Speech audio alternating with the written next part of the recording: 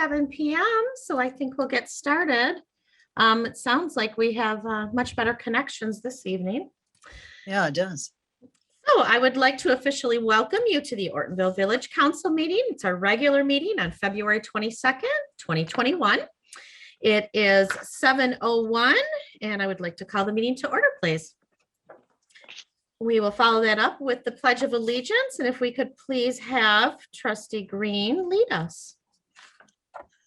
I pledge allegiance to the flag of the United States of America and to the republic for which it stands, one nation, under God, indivisible, with liberty and justice for all. Thank you. And next, could we please have a roll call, Jenna? George, Present. Green, Present. Hayden, Here. Nivelt, Here. Randazzo, Here. Rice, Here. And Dialis with notice?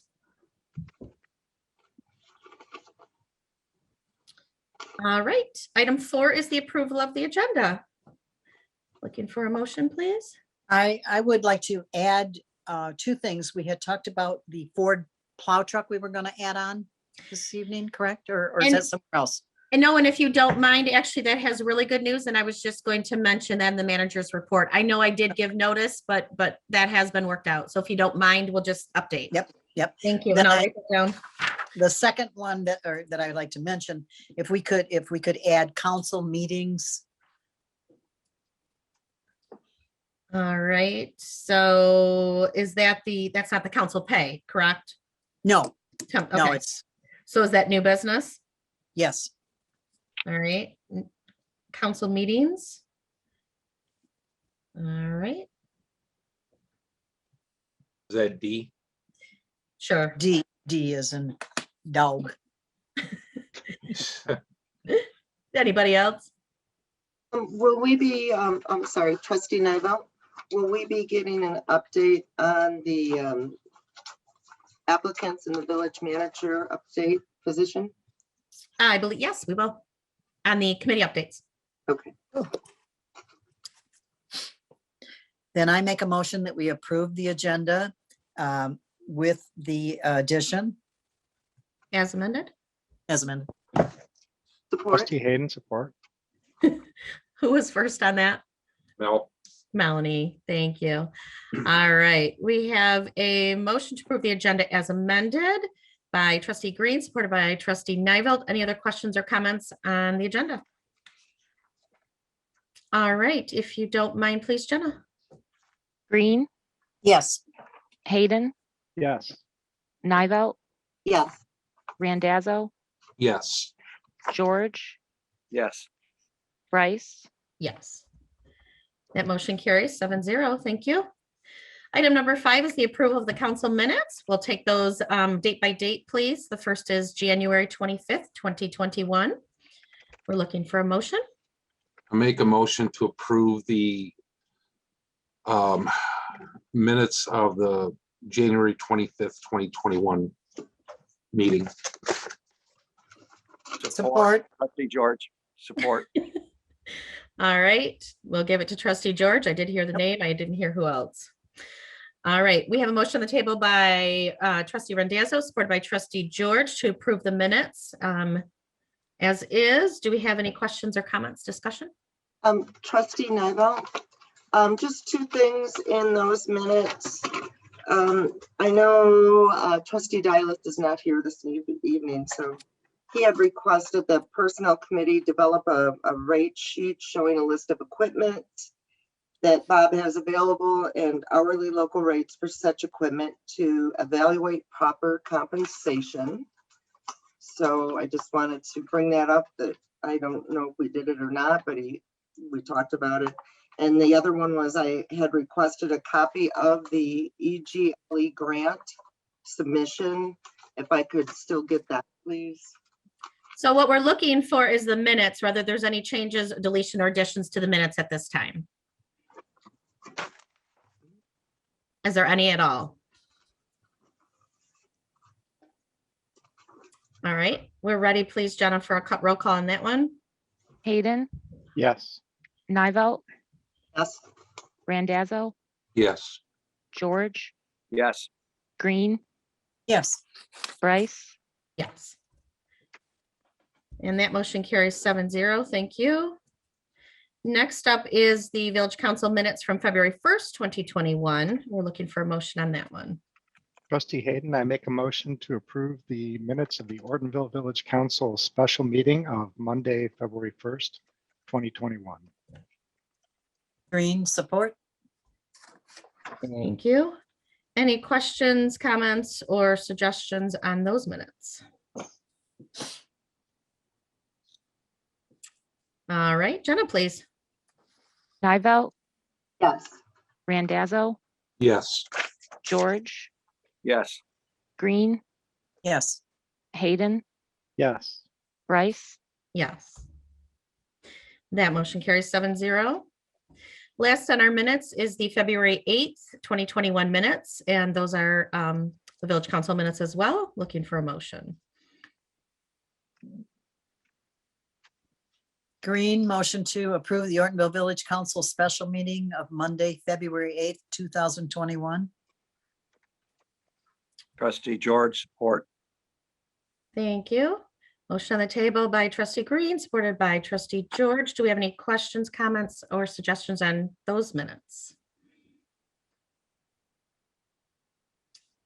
All right. And we are ready for you, please, Jenna. Randazzo, yes, George, yes, Green, Yes, Hayden, Yes. Nivelt, Yes. Bryce, Yes. And that motion carries 7-0. Thank you very much. We appreciate what you do, Jenna. Next up is item number 6, which is our acceptance report, and that is the treasurer's report from 2021. And as always, if you have questions or comments, please let Beth know at any time. She'd love to share information with us. And our disbursements are ending February 15th, 2021. And we are looking for a motion on those next, which is item number 7.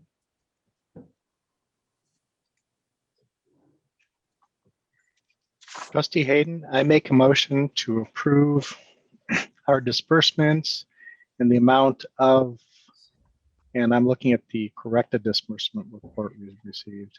Would that be $14,103.32 or the $14,280.40?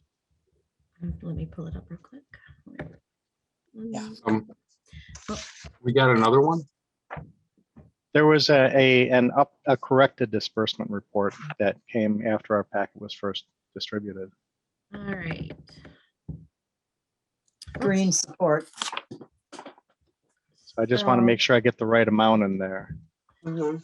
Right. What I'm trying to do. So I'm trying to hop in there on the other screen. So let's see what the- Jenna, do you offhand know the adjusted amount? It is the 14,280.40. Okay, thank you. Okay. That's what I have for on the revised one. Right. And I So don't the have one that in we front. actually wrote check amounts for. Okay. Correct. So, yeah, so then, yeah, my motion would read with the $14,280.40 for the disbursement report ending February 15th, 2021.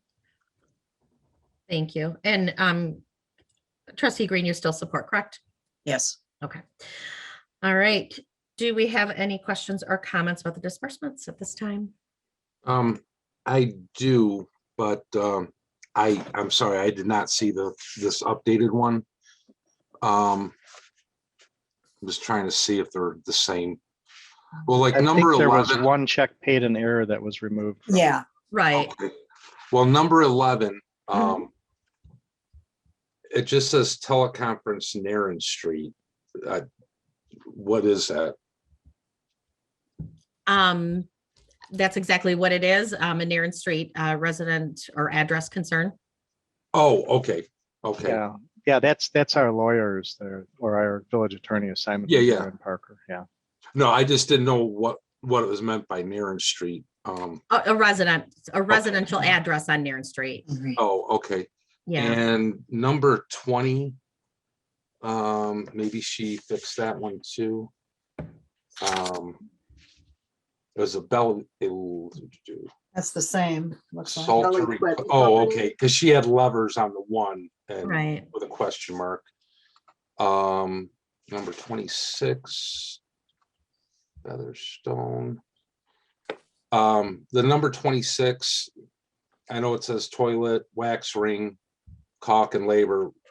That was for us or the DPW? DPW, yes. Okay.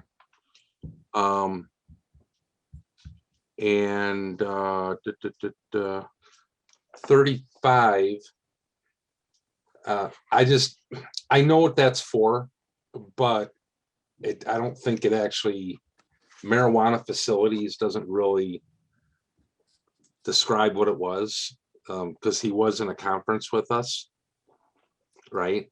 Yes, and that includes, without looking at it, that includes all of the information regarding that, not just the meeting. Yeah, and I'm just saying, I don't know if it's supposed to be facilitate or facilities, but Facilities is the buildings, the facilities, we're looking at, the petitions for the facilities. The petition was for the facilities. So that would Okay, be correct. And one more thing, on number 31, that 55 for my virtual conference, wasn't it 55 times 2, or is it just 55 for the entire thing? It's 2 days. I'm not sure. That would be a Oh. question that you'd have to look at, whoever registered you. That was not me. Can I ask of Jenna? Jenna, were you the one that? Yeah, if you don't mind, those are questions that will be asked either before the meeting or after. Oh, okay. Specific items. If there's a question like mathematically it doesn't add up or something like that, we can do Oh, it during the gotcha. item. But if you Okay. don't mind, just double check with her and make sure you're registered for what you need to be, because obviously Sure. she's in the middle of the minutes at this point. Gotcha. If you don't mind, please. No problem. Any other questions or comments or errors or anything? Sometimes, we'll see dates are off or amounts or something like that. And that's kind of what we're looking for at this point. All right. I believe then we're ready for Jenna, please. George, Yes. Green, Yes, Hayden, Yes. Nivell, Yes, Randazzo, Yes. Bryce. Yes. Thank you. That motion carries 7-0. Item number 8 is our club public comments. And at this point, it's on agenda items only. And what we request is if you kind of raise your hand, unmute yourself, do something to let us know you'd like to speak, one at a time, obviously. You can also enter questions or comments in the chat box and we can read them out as well. And like I said, it's a 3-minute limit, please. And there's at this point on agenda items only. Later in the agenda, we do have non-agenda items where we'd love to hear from you as well. So whoever would like to go, we'd love to hear from you.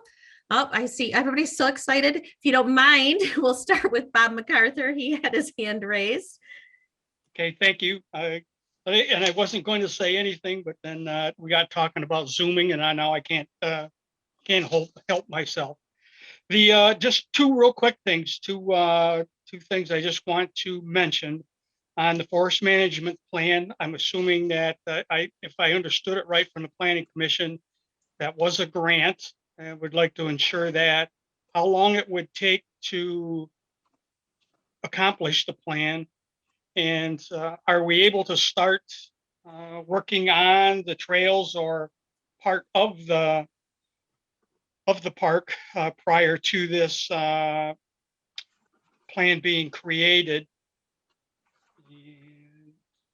That's pretty much for that one. And it seems how you mentioned the village manager, so I'm assuming that's on the agenda to a certain extent.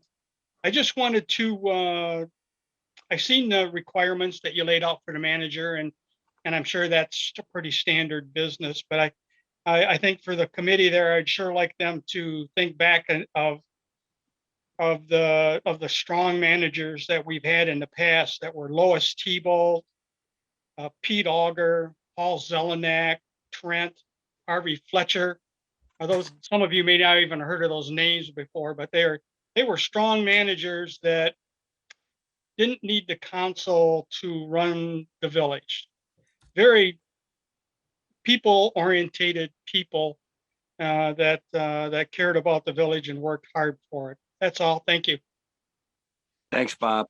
I appreciate that. Thank you. You, And we'll just quickly touch on the forest management plan you asked.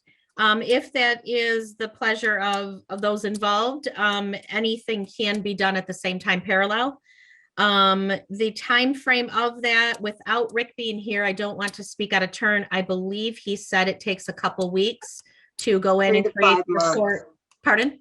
3 to 5 months. To go in and create the report and then to go ahead, yes, and then assess after that point. From there, we also have to, if we do it, receive the grant, you know, et cetera, et cetera. So total, yes, I was going to say would be up to 4 months.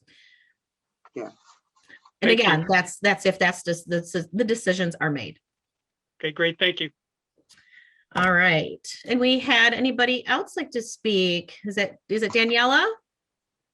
Yes, hi. I just wanted to introduce myself at the beginning. I joined a little later.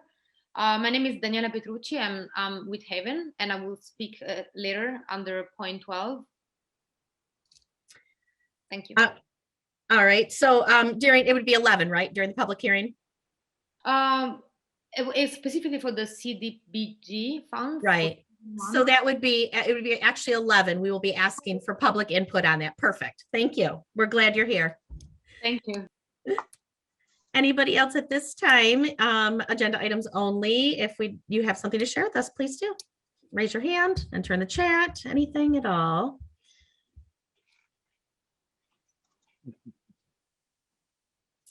All right. Well, thank you for those that shared with us. And we are going to close that out and move on to our, let me make sure in the chat. Yep. Our consent agenda. And our consent agenda this month contains the Brandon Township minutes from January 4th, the Planning Commission minutes from January 5th, the DDA minutes from January 25th, the current budget to date for the village, the Brandon Township substation year-end activity report, the personnel policy update for the manager job duties that was created, and the special events and parade permits for the Brandon Township Rec. And what we are looking for is to approve the consent agenda, or if there were any concerns, anybody wanted anything pulled out. So I'm looking for a motion at this time. Trustee Nivell, for the personnel policy update manager duties. Now is the time to ask the question? Either it's fine how it is, or you have a concern and you'd like it pulled out as a discussion item. Okay, can I have that pulled out as a discussion item, please? All right. So F will be put down on unfinished business. All right. Now, does that go to the very bottom at 11 o'clock, or can we get that sooner? Or does that go to the bottom because I pulled it out? Well, I guess it doesn't make a difference. We can't decide what's more important than others. It's up to you guys to decide where you'd like something to go if you feel it's not in a good spot. Okay. Then I would like to put it as E, if I may. And then move everything down one. Whoops, I'm sorry. What's that? So move everything down one from that point, you're saying? Please. Okay. Any other questions, comments, thoughts on that? Are we good? All right. So personnel policy becomes E, council pay becomes F, G is forest, H is the rules, and I is wayfinding. Anybody else, anything? Are we good with the consent agenda? Looking for a motion to approve that, please? Trustee Hayden, I make a motion to approve the consent agenda minus item F, personnel policy update, As amended? or as amended. Trustee Nivell, support. Awesome, thank you. All right, so trustee Hayden, a motion, trustee Nivell, support. Any questions, comments, discussion on the motion? All right, Jenna, if you don't mind, please. Green, Yes. Hayden, Yes. Nivell, Yes. Randazzo, Oh, you're muted, Tony. Uh-oh. Sorry, yes. George, Yes. Bryce, Yes. Thank you. That motion carries 7-0. Next up is our trustee committee updates, and we'll start in reverse alphabetical order this time, if you don't mind. That'd be Tony. Oh, so we're talking about the resumes. Sure. Okay, so we met regarding the resumes. We received 7. The 3 of us decided on what we feel 3 of them would be the best fit. And so far we have 2 interviews set up, and one's Thursday, both on Thursday, Tanya? 2 on Thursday, and we're still waiting on the 3rd one to come in. We really like these folks, and I'm kind of eager to sit down and talk with each one of them. That's all I got. Thank you. Can we, Tanya, can we discuss what Tony's bringing up, or do we wait on that? While it's a live topic, can we talk about it? Maybe go ahead. No, my concern on it, Tony, was the last time we had a vacancy in that position. As it turned out, we had a very qualified candidate that I personally was never aware of even applied until way after the fact. And ultimately, I'm going to use the term, we settled for a candidate that was, I thought, average at best, and it didn't work out too well. What I'm requesting is, I appreciate you, the personnel committee, going over these, but I would like to see all 7 of those from a personal standpoint. And if I could just go in, I wouldn't remove them from the building or anything. If Jenna was there, I would do them in sight of her, make sure she got back all 7 again. But I'd like to go over those to prevent that kind of cataclysmic event that happened 2 years ago. And can I do that? I was going to say, I'm going to have to ask on that. We had a big issue with council having access to all of those resumes. They were contacting people that were not even interviewed. They were also contacting interviewees. And so possibly the discussion was with the attorney, if we blocked out pertinent information, that might be a possibility, which would include name, address, contact information, things like that. So you could look at qualifications and things. That would be an option. But I guess I never verified that. That was just during the concern. So we definitely want to double check, but I think so. What I would simply do with it, Tanya, is I'd like to go over all 7. And if I'm hitting the same ones you are, that's fine. If I'm not, and this would be in strictest confidence, I understand that. But if I found the candidate such as what happened 2 years ago, I would raise that issue. And I think we have an outstanding candidate. This person hasn't made it. So I would do it in the strictest confidence, which is why if I do it in plain view of Jenna, or go off in the conference room there to do it and just bring it back.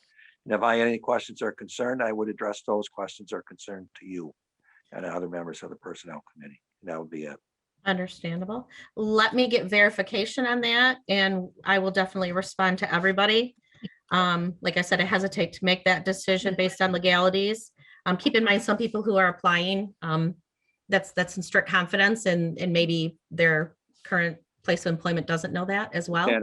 So we just have to be careful. So that would be the issue. Also, I will say, just keep in mind, knowing one person to apply, when 20 some people applied, you don't know the qualifications compared to the other people that did apply. So you never know, what the gauge was. Hopefully everybody who applied was qualified and, wonderful. So we just have to keep that in mind. Because again, what I'd like to do is personally take a look at all 7, and I can do it pretty quick. All right. I will definitely get that question found out tomorrow, and we will get the results to everybody, and I'll send an email out. Appreciate it. Okay. Thank you very much. Trustee Nivell, So the interviews that are happening on Thursday, those are strictly with the Personnel Committee at this time? Correct.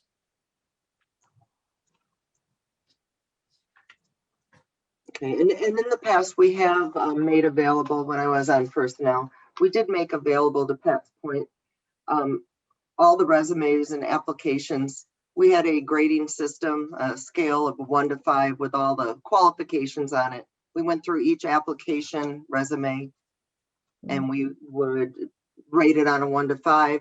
We had all those in the office with the clerk. If a member of the council wanted to come in and look at them, they were allowed to go in the conference room and look at them. They were not allowed to take them out, not allowed to make copies, nor contact. That's crazy. I can't believe that happened. But we didn't have any issues with that in the past. Right. But that was a great check and balance for, there may be some people that knew some people and some history that, like in this past case, actually, history that should have been made available that wasn't. But we always made that open in the past. I don't know when that changed, so it's Right. been Well, like I said, I'll verify the legalities of that and make sure what we should be doing. And as long as we're doing what we should, then we are more than welcome to do that. great. Thank you. Absolutely. Hey, did you have your hand up, Kay, as well? I did. I was just going to say that in the past, yeah, we did allow the council to come in and review any of them if they felt like they wanted to do that. Right. And like I said, I know when we, had the concern, there were discussions as to how to continue to do that. And I think, like I said, at that point, we froze with that concern of that was some major legal issues. So Right. it just kind of froze up. So we'll Mhm. check on that and see how that goes. Thank you. Trustee Hayden, just to add a little bit on what Tony said. First of all, Melanie, you are correct. It is always a good process to do ratings and stuff. And we sort of did that in our decision on which 3 candidates to interview. So, we're trying to follow a process to rate them based upon the qualifications, experience, and all that stuff, and then try to select the best candidates to start out with the interviews. We have some that are on the maybe list that we could get to if none of these work out, but we are looking at all of them and trying to evaluate them properly. And also to address, I think you also mentioned about the request from Keith Dialis.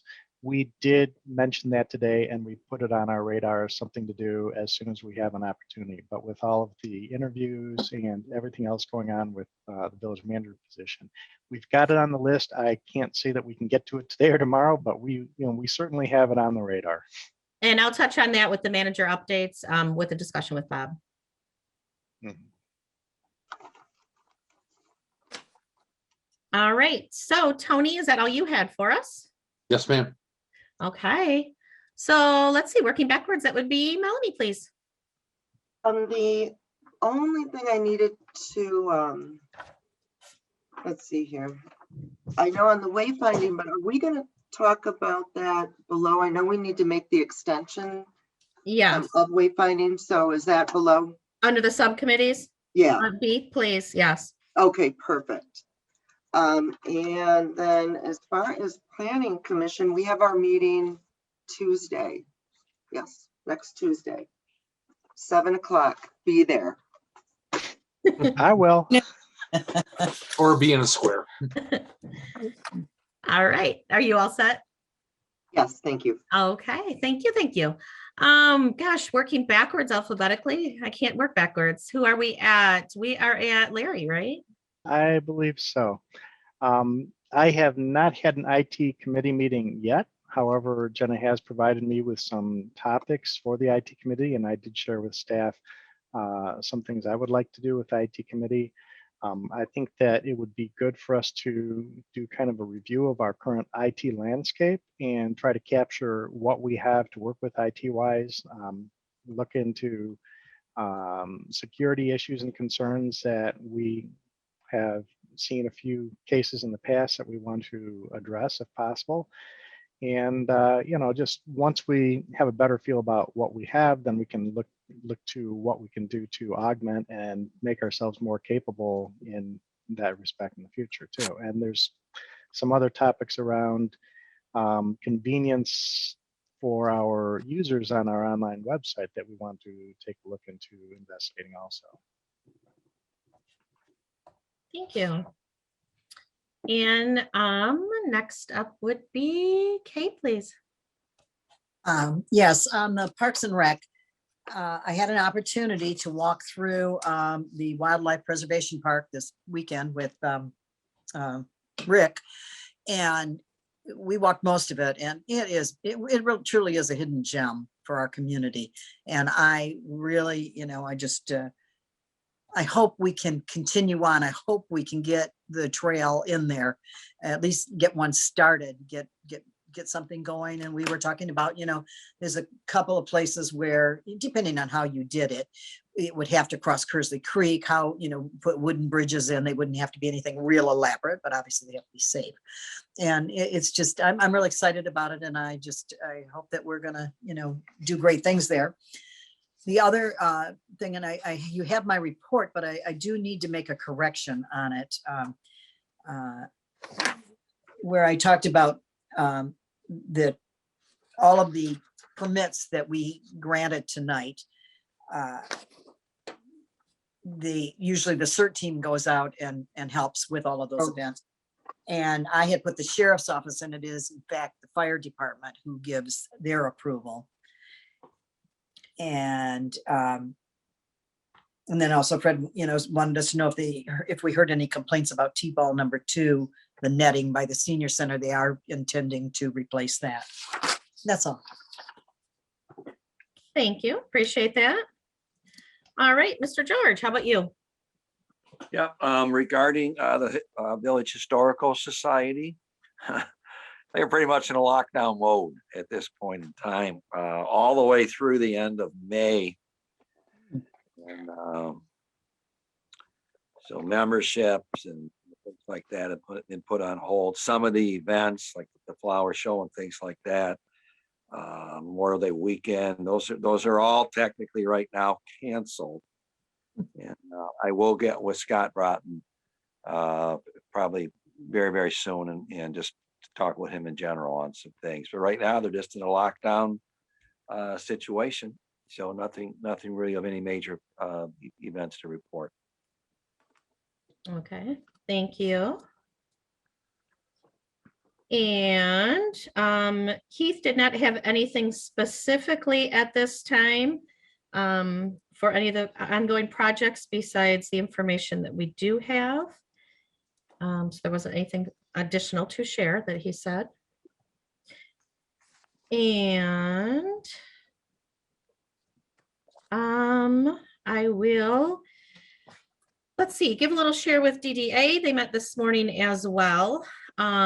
They had a chance to nominate their officers for the next round, and they'll be bringing them to us for the March meeting.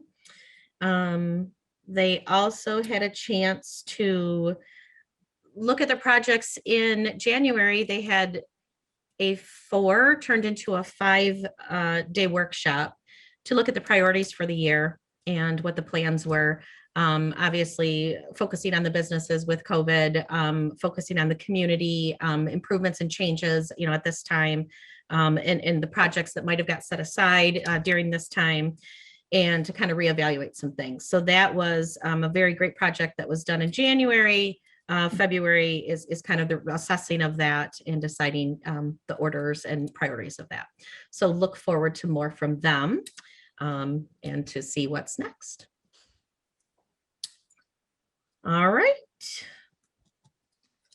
And we are now ready for the public hearing, which is item number 11.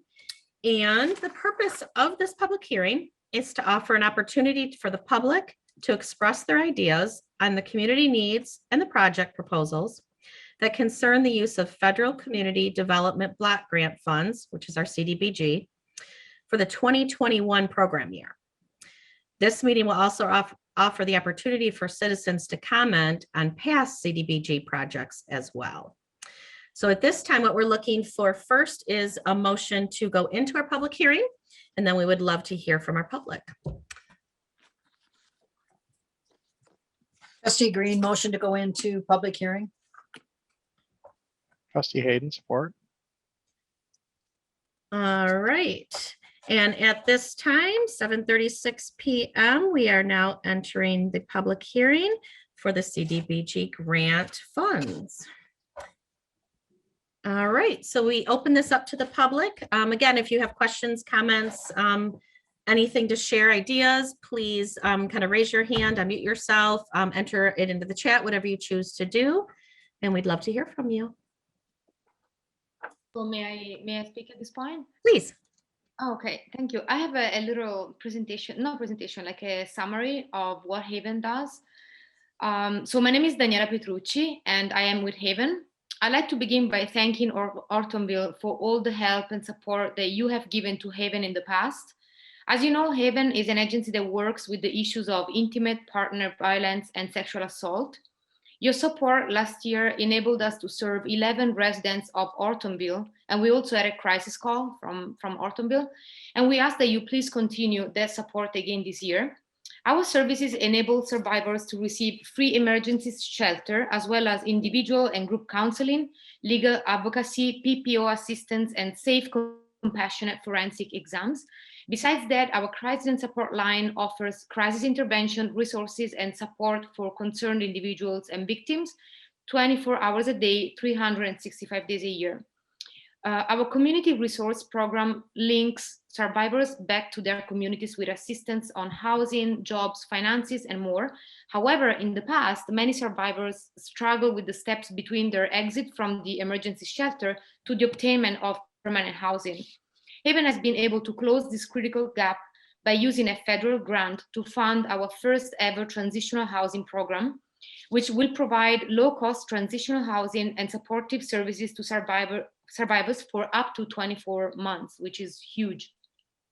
As you can see, every fund we receive has the potential to impact the lives of survivors in many powerful ways. And this is why we ask you to please keep supporting our mission. However, if you have limited resources and won't be able to financially support us this year, we would ask you to please connect us with the leaders and decision makers in your school district so that we can make a case for our services and spread the word about our prevention education program. Again, thank you very much for your time and support. And if you have any questions at this time, I would be more than happy to answer. Thank you very much. We appreciate you joining us. At this time, does anybody have questions for Daniela? Yeah, Trustee Nivell, is this the Haven that is located in Pontiac? Yes, it's the Haven shelter. Yeah. Okay. And all right. That's all I have for now. Thank you for coming here, though. I am familiar with that shelter. I just wasn't sure if it was the same one. So thank you. Yep. And Trustee George, likewise, I'm familiar with that also from a historical standpoint. Yeah, you people there do an incredible job of helping people in some serious needs, women and on that. So yeah, it's a terrific organization, that's for sure. Thank you. Yes, thank you so much. Thank you.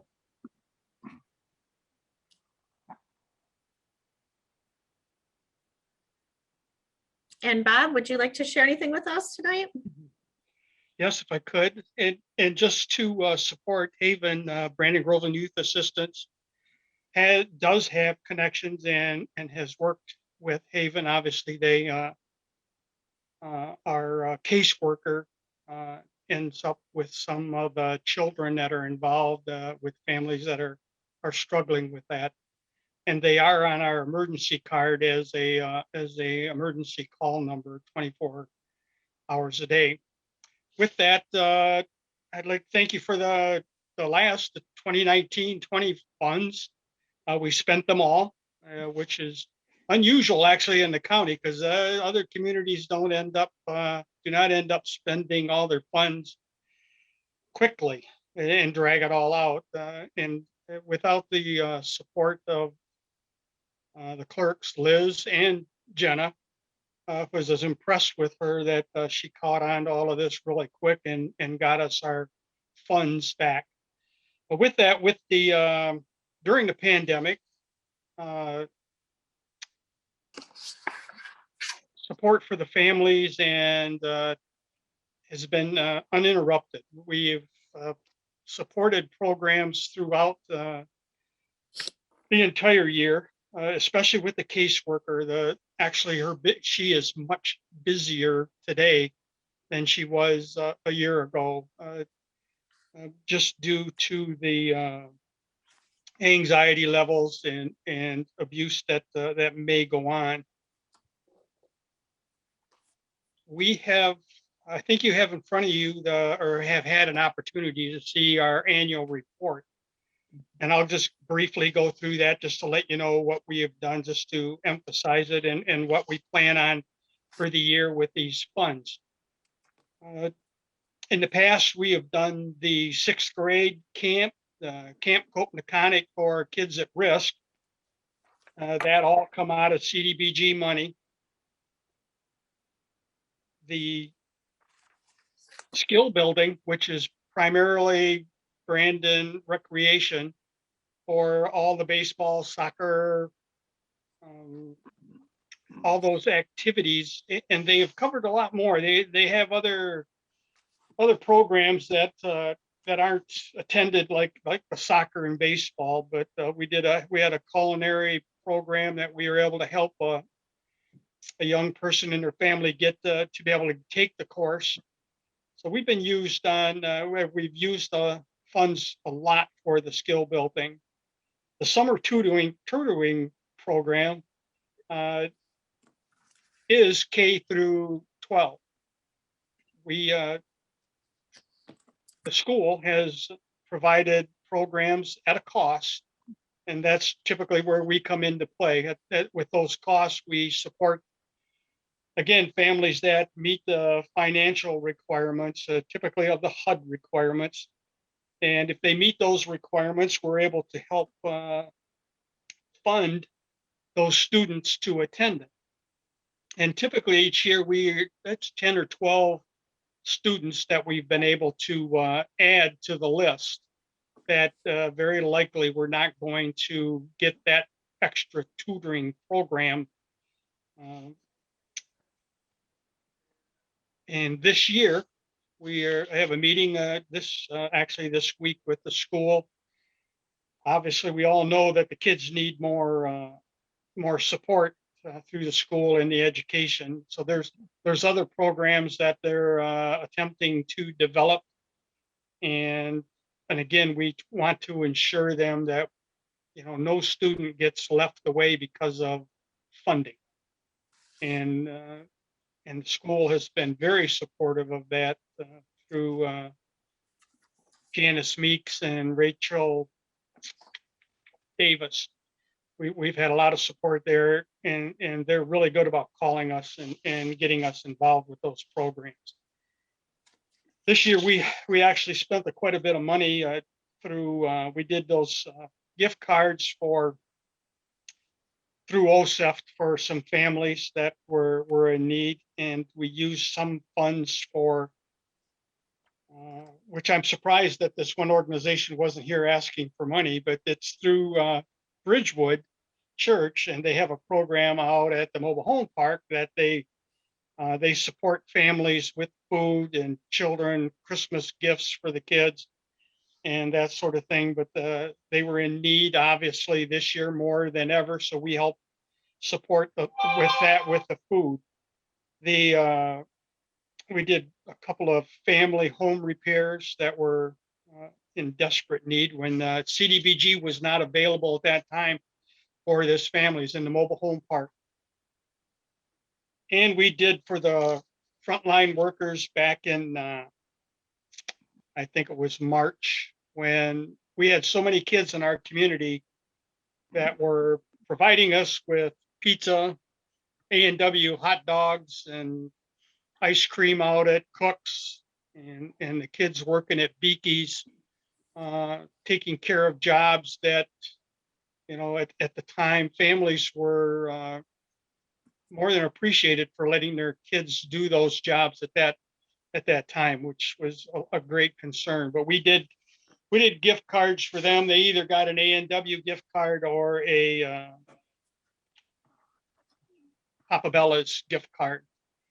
So, and in order to do that, the CDBG money allows us to get into other programs other than just qualified HUD programs. Like when we do the challenge days, we've done, hopefully in the park this year, that Fran at the library will be able to do the Steps and Stories program.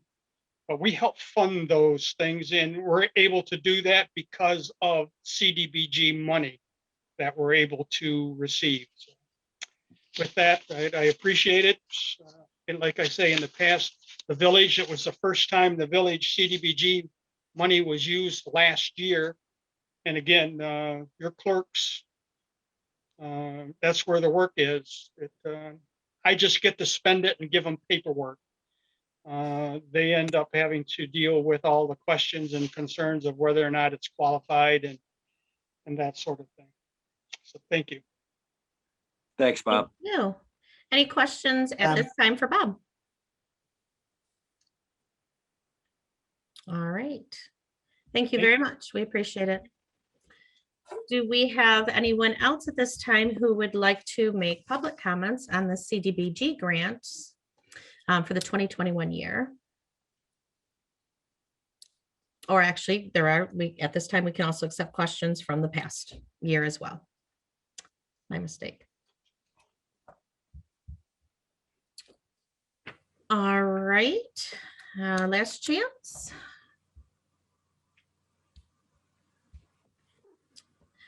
Okay, thank you very much. It looks like we are all set, and I can request a motion, please, to return to the regular meeting.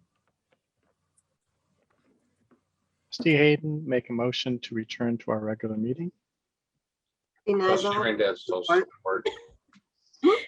Motion by Trustee Hayden, supported by Trustee Nivelt, to return into regular session at 7:48. Can we please have a roll call, Jenna? Hayden, Yes. Nivelt, Yes. Randazzo, Yes. George, Yes. Green, Yes. Good for you. Bryce, Yes. Jenna, did we do a roll call to go into the public hearing? No. no. I didn't think so. I don't have it written down. All right, can we please have a roll call on the vote? That's my apology. We went into the public hearing at 7:36 p.m. Motion was made by Trustee Green and supported by Trustee Hayden. Can we please have a vote on that? And I apologize to backtrack. Nivelt, Yes. Randazzo, Yes. George, Yes. Green, Yes. Hayden, Yes. Bryce, Yes. Thank you. That motion carries 7-0. Glad we caught that. All right, so item 12, the first thing on our agenda for our new business is the CDBG fiscal year 2021 approval to apply and allocate of our applications. This continues to be a yearly grant that we have access to. And as Bob had mentioned, the clerk is responsible for that. That is one of her duties.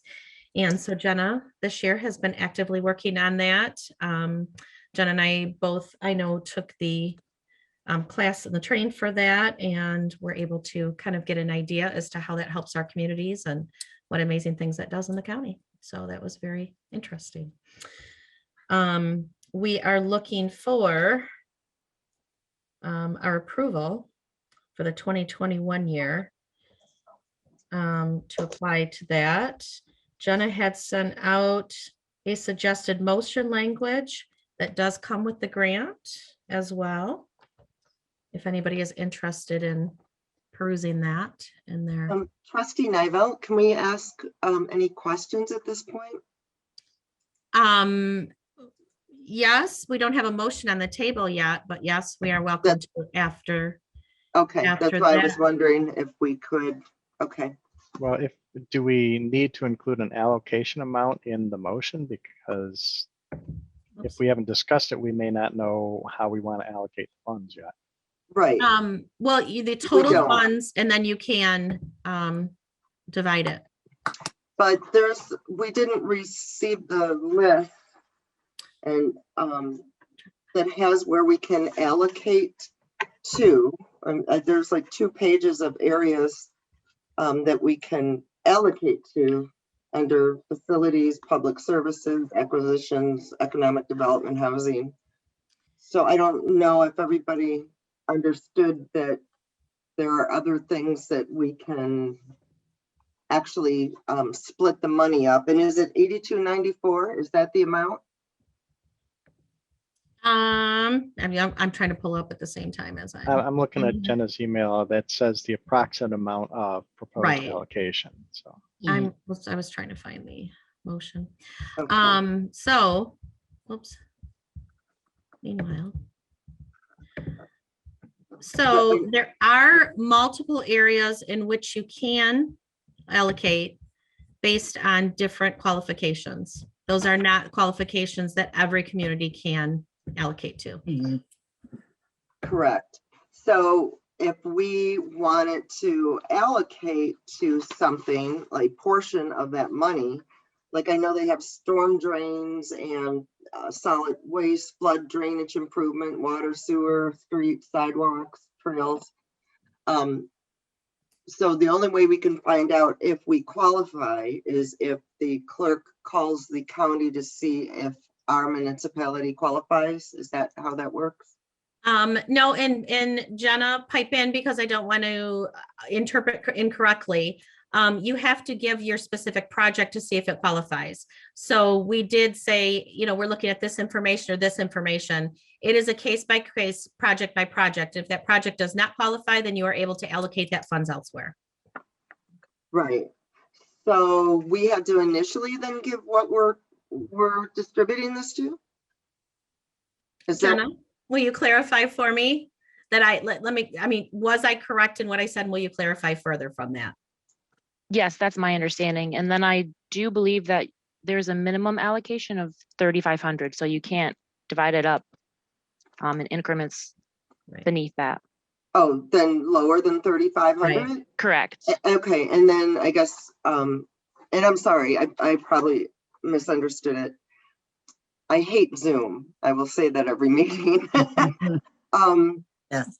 So did we already choose something, like, did we choose youth services or childcare service? Did we already choose that to start this process? Or We no? have not yet. Nope. Okay, so then there are lists of things that we could choose from. I know we've done, and I love both. I love Bob and I love what you guys do. So it's not, don't take this personal. It's just more of an understanding because we didn't have some of the information, and I'm trying to understand it. I know we've always usually done OSEF. We did childcare, and then emergency services, which I'm assuming is OSEF, and then the BG, Brandon Groveland Youth, and senior center. Those seem like to be the only ones that we've done. We've also done Emergency rehab. transportation, which was the senior center and the recreation. They used it for their ski kids and things like that. We split Okay. that one year. And like some of them remove architectural barriers. Senior center. Okay. Because I wasn't quite sure, because it doesn't say, it just has a little description. But we can use it for other things too. Yes, Other than- if the projects qualify, correct. Okay, and the Oh, only I'm way sorry. we know if it qualifies is if we submit it. Sorry. Jenna, were you speaking or no? No. No. Okay, I'm sorry. I didn't know if we cut you off because I know Mel was speaking that I was going to start. Somebody else was going to. Oh, it was Kay. I'm sorry. I thought it was Jenna. Based on the allocation that we have, though, we probably only 2 places we could donate the money or Yeah. allocate money. One not up to 2, 1 or 2. Yes. Yeah. Mhm. Right, okay, thanks. Correct. So we did pursue some information on what might or might not qualify in the way of projects. Okay. possibly the Crossman Park, possibly the community trails, something along that lines. And the conversation back was, it is a case by case, project by project approval. Okay, So if we decide on something and we say this is where we think we'd like to do, the allocation comes back that we cannot use that project, we are able to reallocate. We do not lose our funds. okay. So then we don't have to worry about the March 5th cutoff. We are still good then if it's after that. Jenna, we do have to allocate specifically to a project, correct? For the application that's due in March, yes. Yes. Yeah, and then like I said, you can reallocate. Okay, so, because I was just curious, the 1,200 that we just, for the Crossman Park and what, the drainage and whatnot. I mean, some of this money could have been used for that, or could be used for that, I should say. Possibly, Maybe. possibly, because once they submit it, then they tell us if it can. And which parts of which project it can be used for specifically, right? So, yes, it's the unknown, sorry.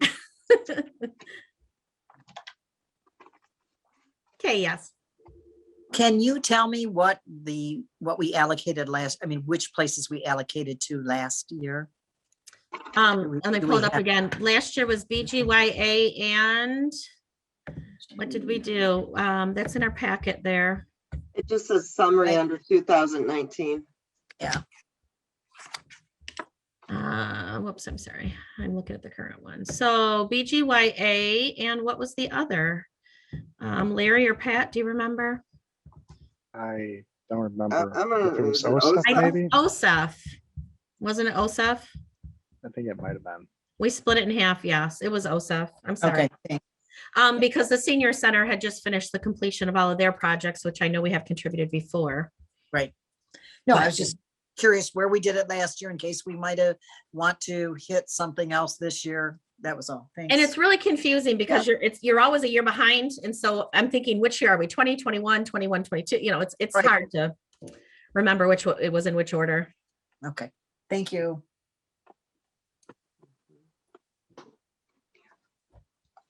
Okay, so we're, all right, so the BGYB would be youth services under public services, is that is categorized as? There is 2 ages of the youth services. And I can't remember the cutoff, but yep. Bob, are you still with us? You received the child or the youth. There's 2 different ages based on that. Correct. The children's services, I believe, is 5 to 12. And that's what we use from the village. The township CDBG money we use for the youth, which is 13 to 17, I believe. Okay, that's what it was. Yep. Okay. Thank you. And I knew that's there was a the- cutoff, but I couldn't remember the ages. Okay. And then, so if we wanted to allocate towards the Crossman, is that considered street improvement or water sewer improvement? The storm drain, I think it's storm drain management. Storm drain management? Is that what it was? Do you remember, Jenna? Because like I said, we specifically asked on that Uh-huh, and they said it would be on a case by case, project by project. okay. But that's In considered- general, it does qualify. Yeah. But you call that storm drain management? Is it, Jenna, do you remember the specific line item? Storm drains is under street improvements. Okay, street improvement. So many good causes. So little money. Right, And, yes, $8,000 can go a long way and can help anywhere, but it's Mhm. very hard to decide where. mhm. Yeah, yes. Okay. Yes. Trustee Go Randazzo, I'm not trying to second guess anybody, but is this amount, this 8294, is this the same amount in previous years? Or, You don't know the exact allocation until it is time. It's based on the numbers that apply. It's based on the amount. It's based on your income levels, our numbers. So it's within that amount around there. And if we're gonna do two different items, we have to split it 35, or I'm sorry, you gotta split it evenly, or in $3,500. Minimum Yep. 3,500. No, minimum Right, 3,500. Yeah. Right. You could split it exactly however you want based on the 3,500. Wow. Okay, I'm going to try to get this ball moving. So Trustee Yeah. Hayden, I make a I would like motion. to make a motion too. I started first though. I make a motion to approve the program year 2021 Community Development Block Grant application in the approximate amount of $8,294 as follows: to have 3,500 or 3,500 go to BGYA, Brandon Groveland Youth Assistance, and the remainder go to the Crossman Park project. And authorize the Street village improvement. president to sign the application and submit the documents to Oakland County. Trustee Nivell, I'll support that. I believe we call that street improvement though, correct? Okay. I was going to say can insert the line item specifically. Let's see, I'm still trying to write, sorry. I'm not sure. Because the split that? is, what was your amount? I'm sorry. 3,500 to BGYA and the remainder to Crossman Park project for street improvement. Okay, so you weren't splitting evenly. No. Okay. Well, I'll still support for discussion. How's that? That's fine. I wanted to get the Okay. ball moving because we Right still on. got lots of Right topics. So Now, if that's the case, we have to allot, whether that's children's services or youth services for Right. the And 3,500. so township was youth services, I believe Bob said 13 to 19. So Yes. village Children. is the other one, right? Children's. Children's services, correct? Correct. child care services then? That's Would what that it be was the line last item? year. Okay.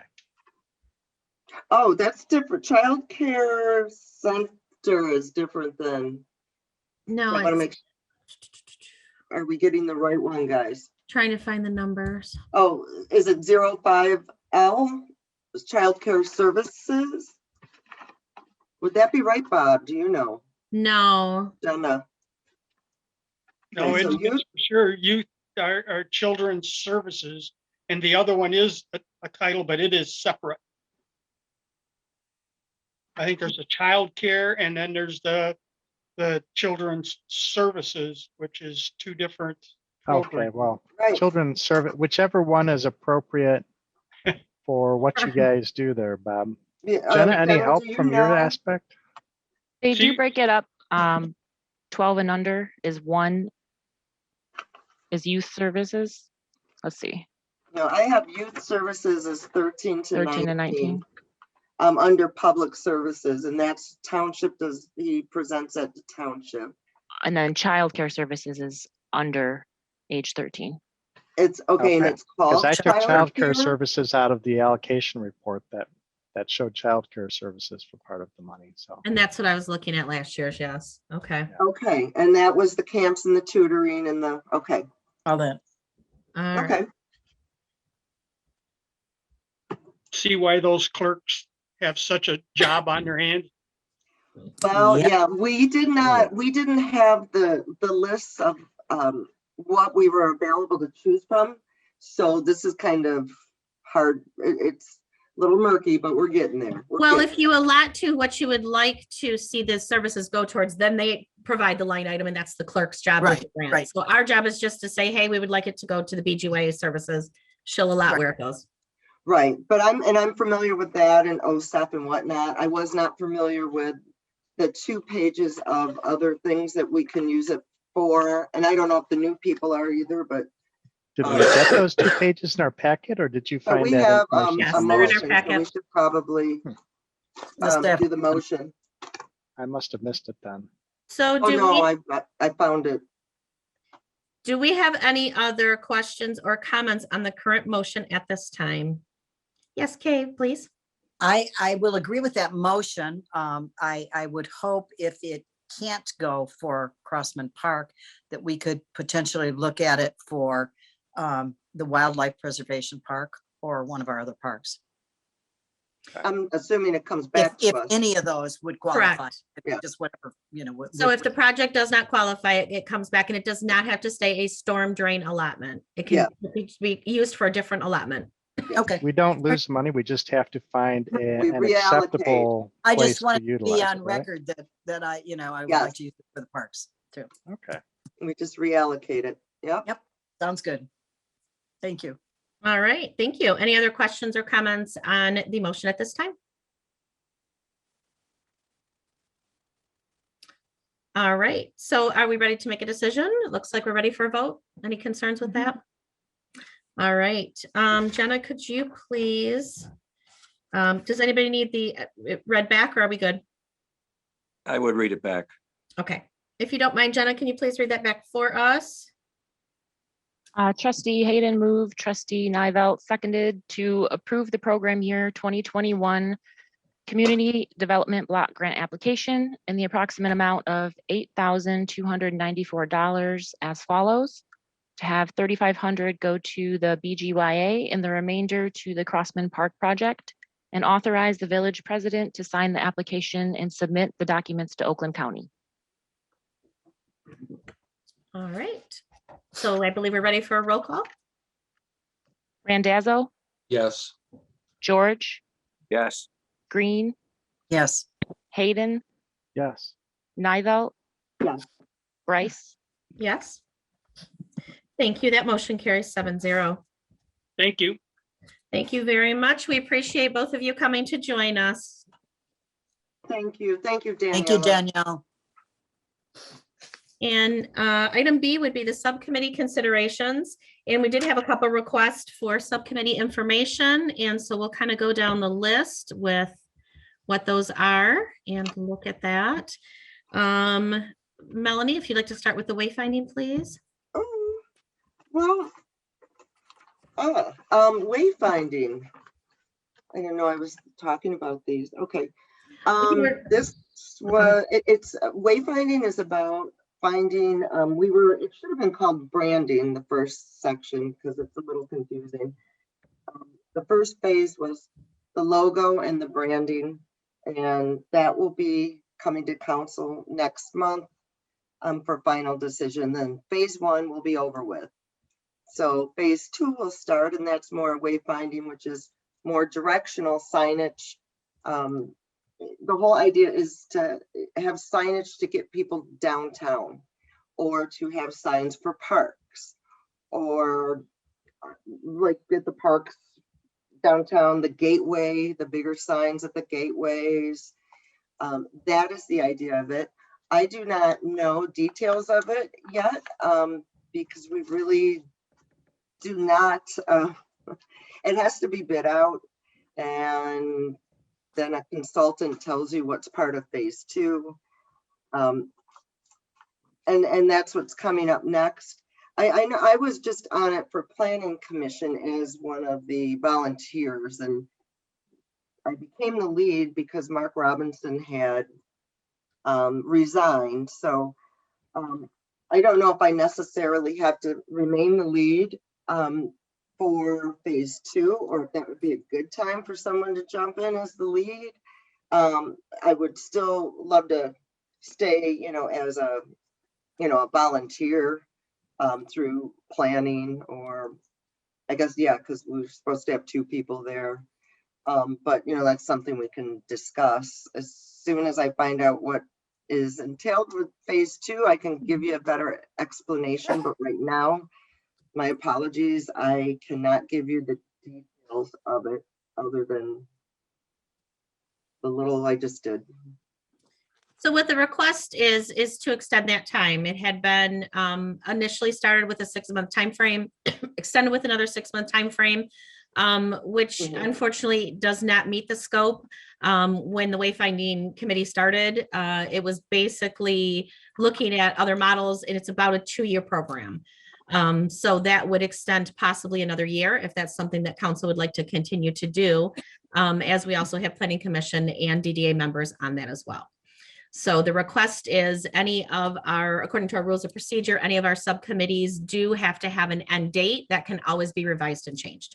So that's the request at this time. Was Melanie, would like to see when the end date was and to get an extension on that, specifically, for the Wayfinding subcommittee, which is a little different than other, committees, but that is our rules. So does anybody have a concern with that? Does anybody have any questions on that, on continuing with that at this time? So you need a motion? We do, legality, we do. Okay, I will make a motion to extend the wayfinding subcommittee through the end of March 2022 or March 31st, 2022. I just like ending in even quarters of the year. Do we have support for that?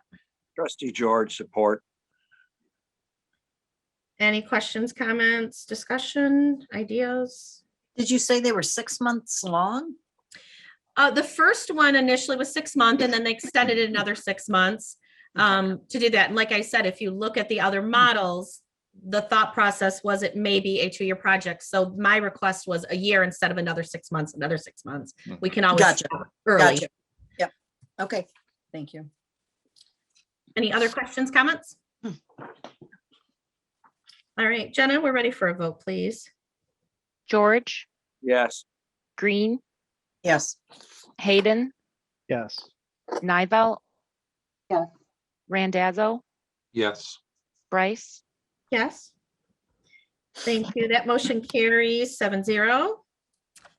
And next up is the redevelopment ready community program, which bring up to quick speed. That consists of DDA, Planning Commission, and Council as well. And that was something that Council had approved. And we didn't officially, I guess, designate it as a subcommittee. It was a project that we're working on, and we're forming a committee. So my question is to have it recognized as a specific subcommittee for us, which would entail, ensuring that the things are on record and we have notes, et cetera. That was my thought process. And Trustee when would Nivell, I'm sorry. Go ahead. I get an echo. Go ahead, hon, if you were. Trustee Green, I'm wondering, you would like it for it to be a year. When did it start? When did it officially start? I don't know. That's a good question. It was the August-ish is my guess, but without looking, right. I have to look. But August of last year. Was it spring, 2020. summer? I thought it was summer. No, it was Well, earlier? it was actually, Matt brought it to council like a couple years ago. Right, but when we approved it. Yeah, it was only last year that we officially Okay. signed on And I board don't with know. it. Yeah, I wasn't on Yes. council then. Yes, and unfortunately, the Just village so we can manager. make that motion. But can I ask a quick Yeah, no. question though?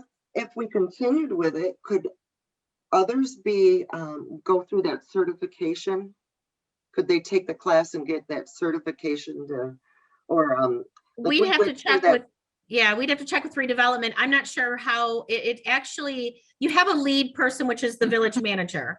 Mhm. And then, we don't want, obviously, all of that on their back. It's done through, Main Street and, I'm sorry, it may not be Main Street, with DDA. Mhm. And so Matt was something that, really encouraged that would be good for our businesses. And again, Planning Commission, needs an arm of that as well. So that's kind of where it started.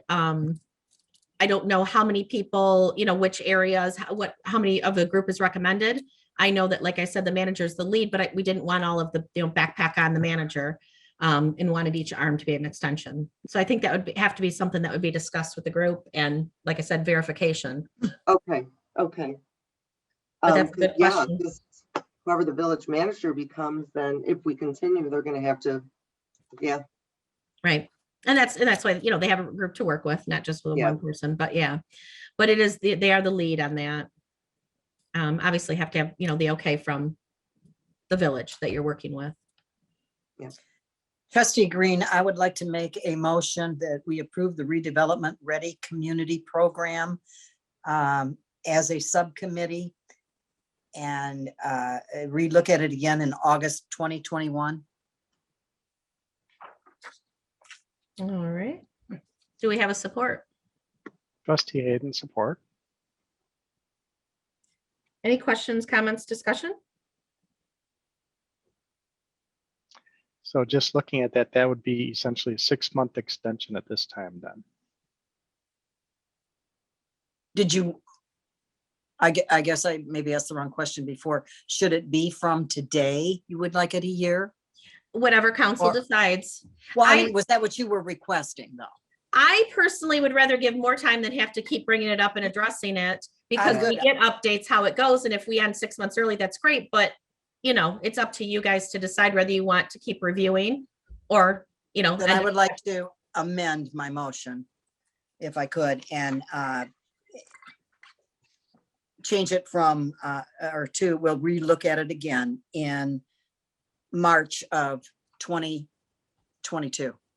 Okay, Trustee Hayden, I still support the amended motion. thank you. Any other questions, comments, discussion? All right, Jenna, if you please. Green, Yes, Hayden, Yes. Nivell, Yes. Randazzo, Yes. George, Yes. Bryce, Yes. And that motion carries 7-0. Thank you. And next up on the list of requests is the possible Heritage Garden Committee. Just to kind of bring everybody up to speed with that as well. The space obviously is directed by the Village Council. It had been given to a group that was requested to put the garden in. The garden has since outlived its time and ready for a possible revamp of the space. Planning Commission had visions collected with that with the master plan. I know Parks and Rec have also touched on that space with their master plan. DDA has had a chance to do some tech assistance with that and get possible visions for the space. So here we are again with, 3 strong arms that have abilities to ensure that this space is utilized in the best way for our residents, with the voices of our residents. So my thought process was, instead of everybody bouncing back and forth, once again, everybody's working together. So the project isn't worked on for a year and then brought to somebody who decides that it's not exactly what they were looking for. And I think each of the areas balance out the talents and, the legalities as well as being in touch with the community. So that was my thought process. So you're what was the looking thought process? to have DDA, planning, village, a member from all, or is that what you're? That was my as the thought, like I project said, committee? because each of them have a certain, area of Mhm. involvement in that. And that was my thought. I feel that, that way things are, I think, done quicker and more balanced than one group working on it, bringing it to the next, who then works on it, brings it to the next, or. So this would be a 3-person subcommittee then? Well, and with township, also, you said that's part of their Parks and Rec as well. I said it's in our master plan. No. I know, and that, yes, and then I thought you said that they had Our- also, or Parks and Rec had put it in their master. Right, plan. our village, I believe we talked about that as one of our recreational spaces or our community spaces, Mhm. but that would not have township involvement now. Okay, all right, that's what I wanted to clarify, because I know that we have a lot of information on that town hall and input for heritage. And it's been Right, like pulling teeth. I've been going back and forth, asking who do you contact? And Right. nobody knows. well, and as usual, the bottom line is the manager, but again, this doesn't all fall it, and the manager does not know all of these entities, nor should work with, every single area. So you get a group together and the information is all funneled back to the manager and it's streamlined. So that was, the thought Yeah. behind that. And which entity do you see having the lead in this, in taking on this subcommittee? Council, it's always council. It's our Mhm. space. It's our legal right. And in the end, it's our funds if they're not, if they're not done with grants or donations or things like that. So then it's our decision to make, if we want $1 million project there, well, that's not going to happen, is it? So, and again, that comes back to if somebody's always involved in bringing that thought process to us and updating us during meetings, we're well aware of, where that stands. What's going on? Yeah. Mhm. So I'm not sure what you want the motion to be. Looking for a motion again to designate a subcommittee to utilize with 3. And I can tell you, because of the time frame as it's already February, I specifically requested when Planning Commission had met the beginning of the month, if this was something we are interested in, can you please notify your members so they have somebody that might be interested? DDA met this morning and I said, again, if you have somebody who might be interested, please let them know, because if we decide to do that this evening, somebody's going to be in touch with you and, we're going to start a committee. So that was, like I said, the thought process. In no way was a decision made. It was a preparing, if the decision's made, Right. we're ready. Sure. And the committee can start whenever they're ready. Then I would like to make a motion that we designate the Heritage Garden as a, or did I do that one? I don't want to redo what I did. Subcommittee. A subcommittee. And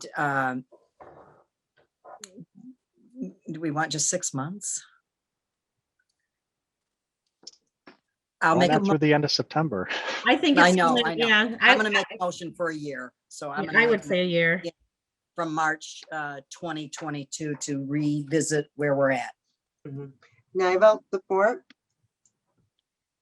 All right, we have a motion on the table by trustee Green, supported by trustee Nivelt, to establish a subcommittee and reevaluate March 2022. Any questions, comments, discussion?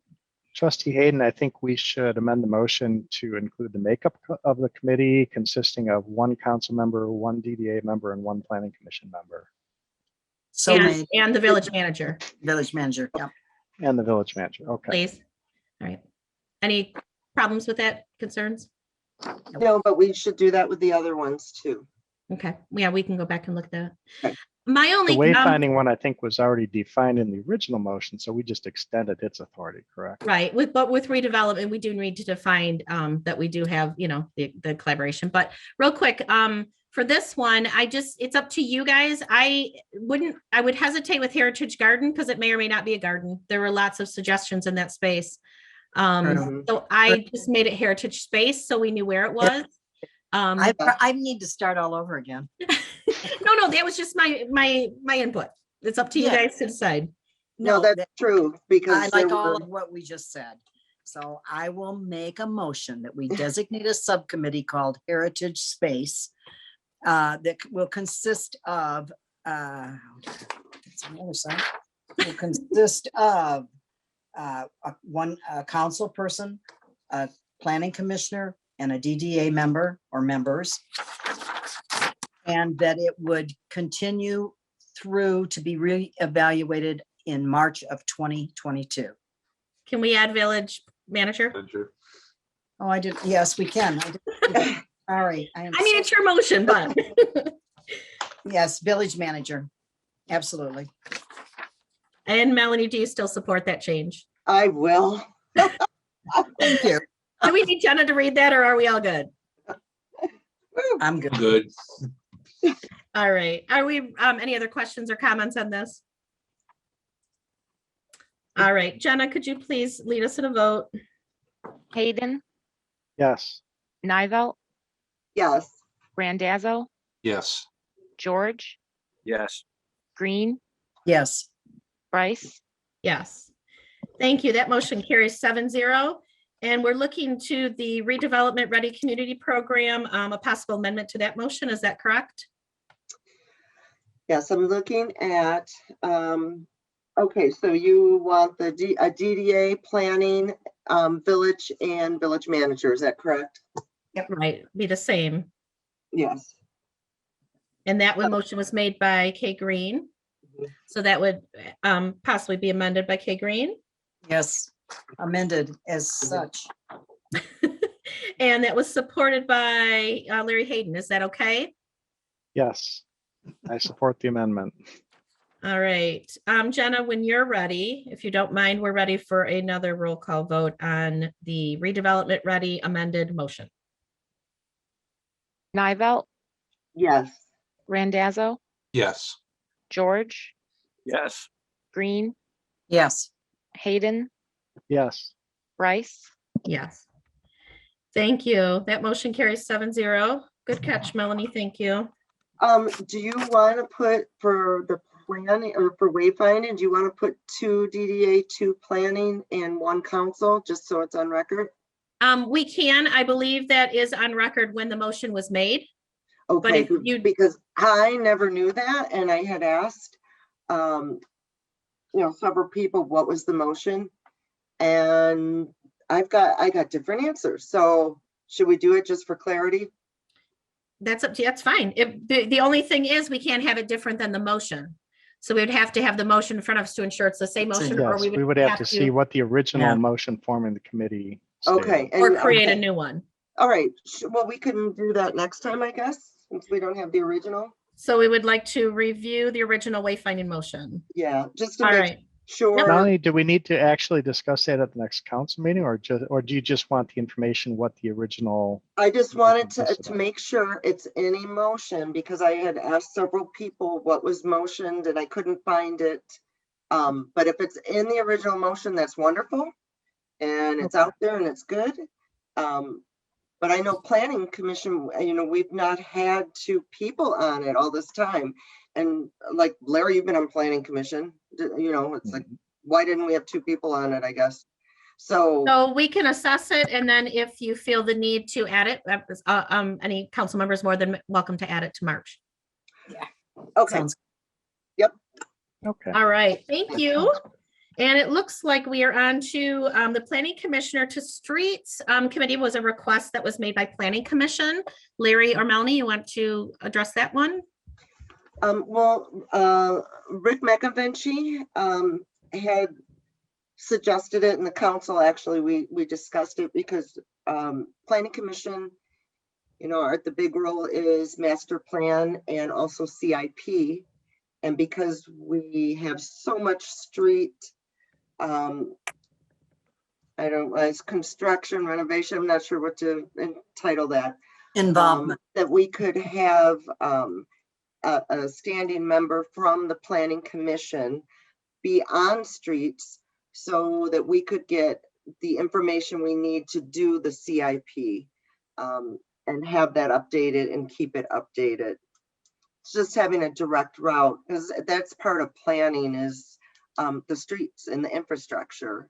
And we've never had a representative on there before, and we just thought it would behoove us to have a representative on that committee to bring information or insight actually about master plan that maybe others don't know that are on it. So our request is to officially request an invite for a planning commissioner member to be a part of that group.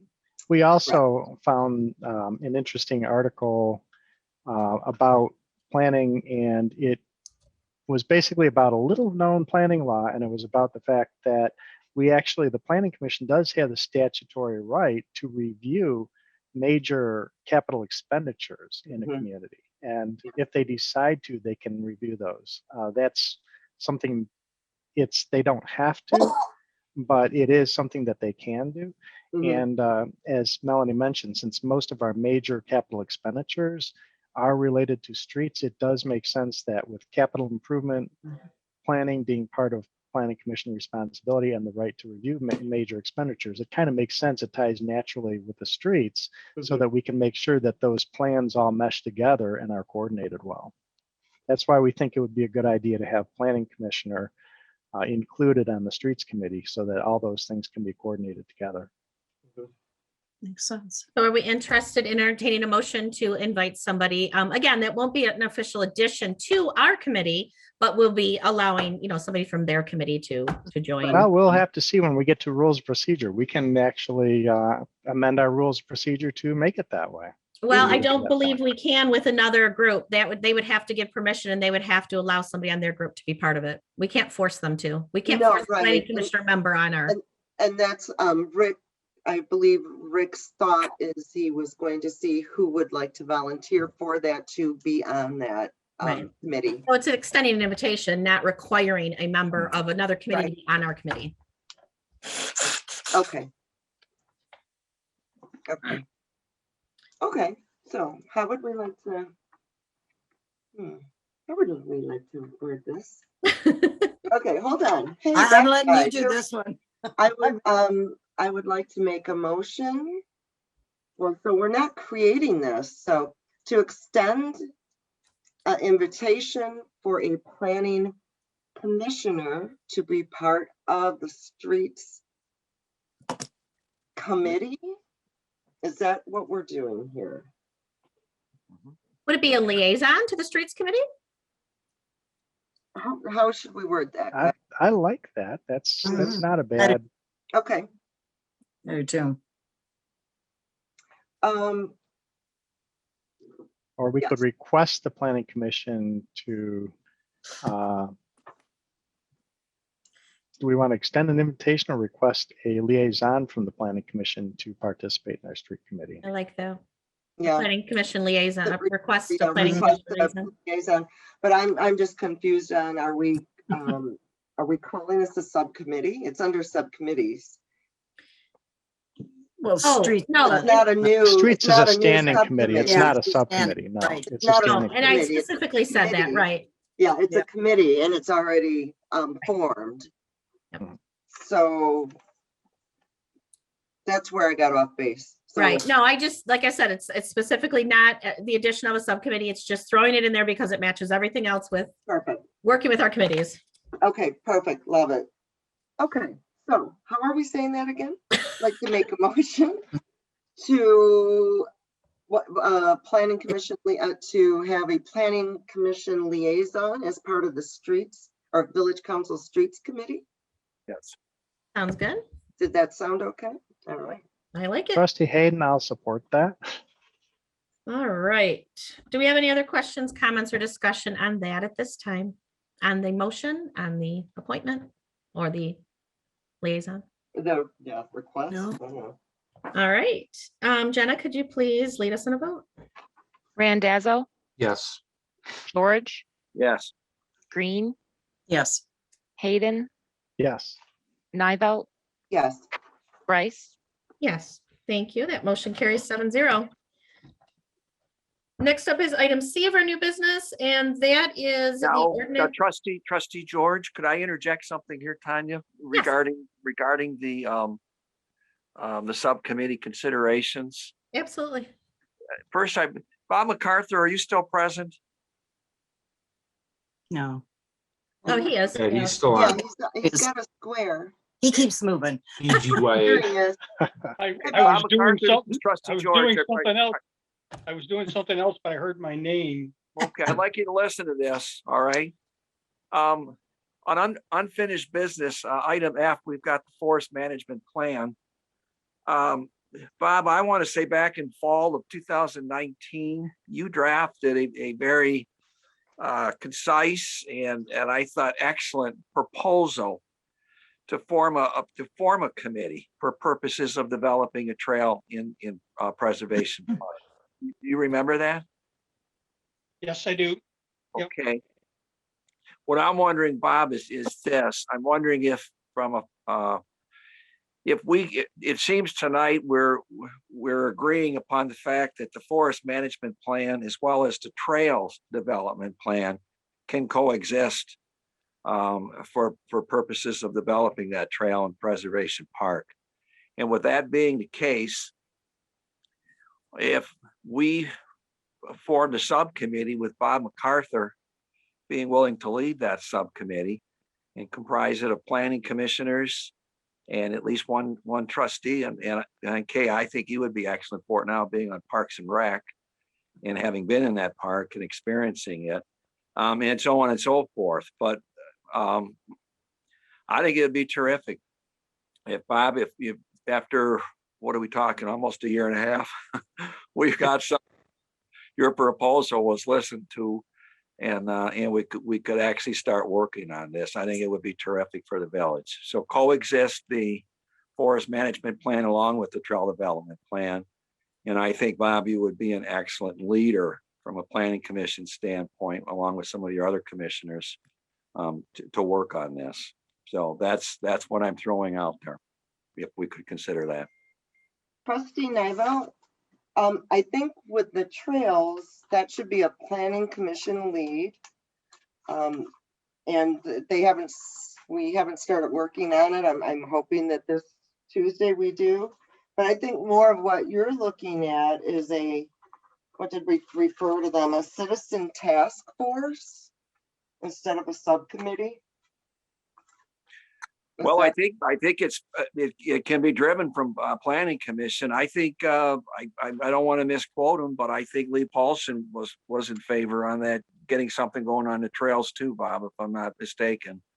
But yeah, we all are, but I Sure. think everybody is. that's a planning commission driven. So why don't we get this going from a formal standpoint? Just do it tonight. As far Well, as Trustee Hayden, We haven't even addressed the ordinance for that.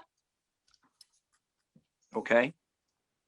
Go ahead, Trustee Hayden, I like your idea. I like that input, and I would like to see Bob's proposal. However, I think that one of the things that we have seen criticism of past councils when it comes to taking actions regarding that preservation park is the fact that too often we're taking actions without having facts and information and reference data in front of us. And I kind of feel the same way. I don't want to start putting trails in there until we really know what we have in there. So I really feel that we do need to move forward, as mentioned, with a forest management plan, get some kind of a real good evaluation of what we have in the park and where it might be appropriate to put a trail and where it might not. Because if we start planning out trails before we really know where they're appropriate in there, that kind of is putting a little bit in my mind the cart in front of the horse. So I really think we need to get a little more information on what we've got there first. I do agree with you that I think that I would like to see a subcommittee formed for looking at the trails, and I'd like to do that. I think we can maybe consider that in our March meeting to decide. By then, we should at least be started down the process of getting that forest management plan, and as you mentioned, start getting those things moving in parallel. And just remember, we're assuming decisions that haven't been made Right, yet. We right, haven't reviewed the right. ordinance. We haven't decided on a forest management plan. right. And if this is Yes. something that we'd like to Thank you. do, I would like to see it go back to planning commission to have a discussion first and bring their recommendation to us.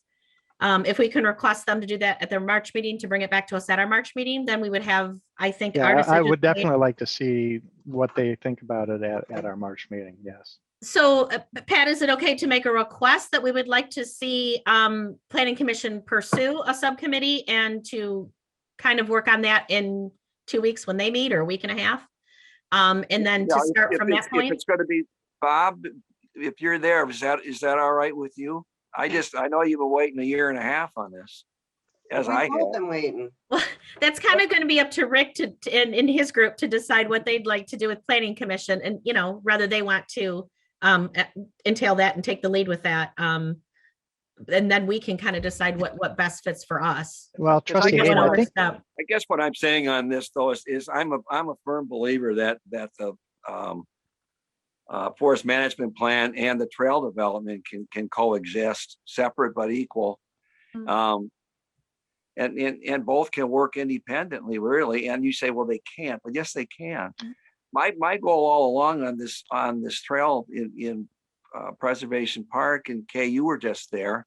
I think it's a gem. It's a jewel. Okay, we have to stay on topic. We're getting off of, like I said, we can't Well, make I think decisions on anything we but the have committee. Well, I'm looking at these other subcommittees and I'm thinking, really?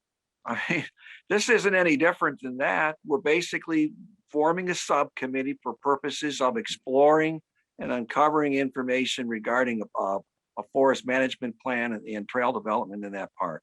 That's So would it. you like to create a motion to create that? Yes. Okay, Okay, so that means that planning commission is Well, not going to be given let's- their duty? let's not have a discussion before we have a motion. And Pat, if you would like to make a motion. Well, I would make the motion that we form a subcommittee for purposes of developing a forest management plan and a trail development plan for Preservation Park to be composed of planning commission people, commissioners, and a village council member. And I'm saying that I assume that would be Kay. And Don't assume anything. Yeah. Don't Doesn't assume have to be anything. Kay I or mean, anybody. I'm more than that's willing, it. but Yeah, yeah. that's it. And All right, wait a minute. We're on a motion, not a discussion, please. Sorry. But Go that's ahead, it. Pat.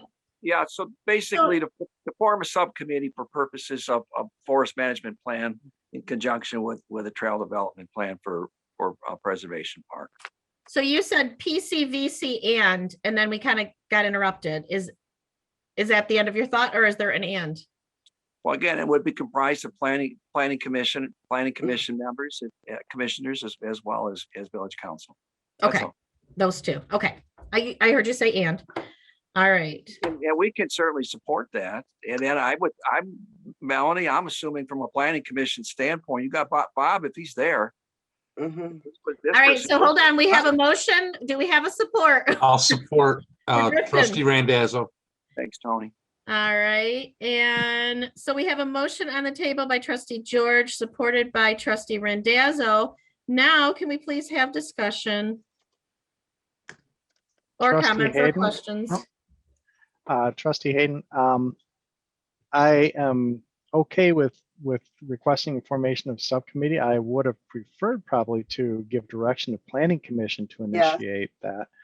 However, I think it's also okay if we do it. In either case, I think it's good if we as a village council give a clear direction to planning commission that this is an area that we want to pursue and we want planning commission to take the lead. So I think I'm in Our favor of job giving. is planning. Yes, I'm in favor of giving clear direction or confirmation to the planning commission that yes, this is an activity we want to see you do, because oftentimes it's been too often times in the past, planning commission has not gotten clear direction from council. It makes the planning commission's job more difficult. So I think that this is going to give clear direction that we want to pursue this. I would suggest we probably would be better to specify, is it one member of each or one trustee and two commissioners? So I would question what makeup we would like to see in the subcommittee. Any thoughts All right. from you, Pat? And to that answer, I would say, Larry, two planning commissioners and one council member, Okay. as well as other members of my whole thing too, from a planning commission or council is get other citizens Mhm. involved. Yeah. on it. So Yeah, if a so then- subcommittee and a task force are two Well, different yeah. things. That's a Fine. citizen All right, let's task just force. stay with the subcommittee. That's fine. Trustee Nivell, and the reason I can't support this is because this is a planning commission activity. Our meeting is next week. And that is one of the things that'll be on our agenda to decide, are we going to do committees? Are we going to do it as a whole? How are we going to approach the trails? At that point, then we can look to village council to please give us, give us a member or ask for a citizen task force to happen, because I know we want all those things to happen. But it's a planning commission led thing. And if we're putting on here, two planning commissioners, one this, one that, well, when we go to planning commission next week, what if we want to, and we are going to divide our planning commission up. We're going to divide them. You're going to work with council and you're going to work with planning commission. So I think this is a messy start. And as far as being direct with planning commission, the council has never given a directive to start on trails, start developing a plan, we've not gotten that. So as far as being unclear, there's nothing unclear. Planning commission never has received that. Council has never had that discussion. Pardon me? Council has never had that discussion. Right. So planning commission has never been given that. So there's nothing unclear. That step hasn't happened yet because of what we're going to do on our agenda this evening. So I don't know. That's my thoughts. And I will have to agree with Melanie. We have Mhm. not made the decision on the forest management. We have not made the decision on the Yep, changes in we the haven't. ordinance. No. Then planning commission takes the lead in it. Then they can request from us what they'd like to see. I'm kind of thinking of the Brandon Township Trails Committee. That was not led by their council. And I don't think we should be deciding what the residents do and don't want without very heavy input from the residents. And I think that's why I see that as planning commission. We are the decision makers. We are not the entire visionaries. Right. And so then when that whole project's brought to us, then we can make that decision.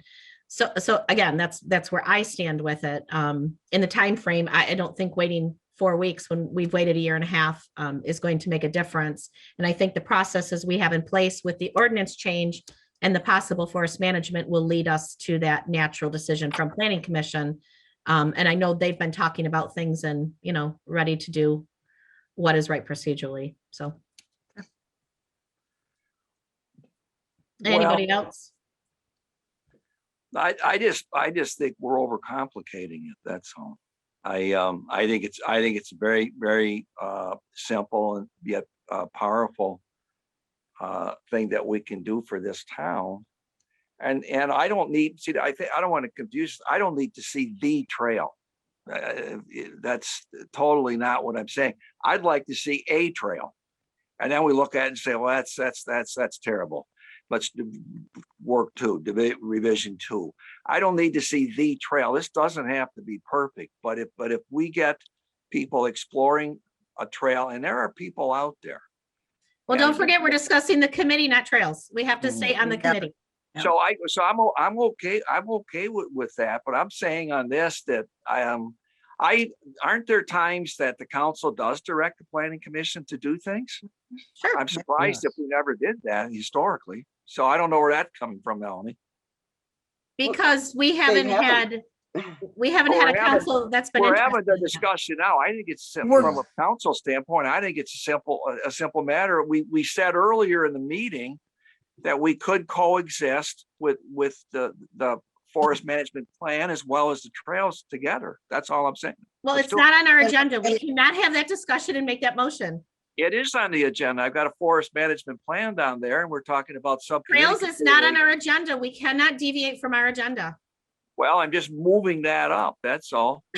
We're not there yet. Well, our current, We'd have 100 more people in our meeting if we had trails on our agenda. So we need to respect our public and have our public aware of what our conversations are. Well, I know. See, I think those 150 people about ready to start making some comments. I hope so. Well, okay. We'll be excited when they come. Well, I will too. I'll let them know. I'll let them know what's happening. Thank you. So are we ready? Do we have any other questions or comments on the committee motion that we have at this point? What So was the motion again? Jenna, would you read that back for us, I'm please? sorry. To form a subcommittee for the purposes of developing a forest management plan and a trail development plan for Preservation Park, composed of planning commissioners and village council. Thank you.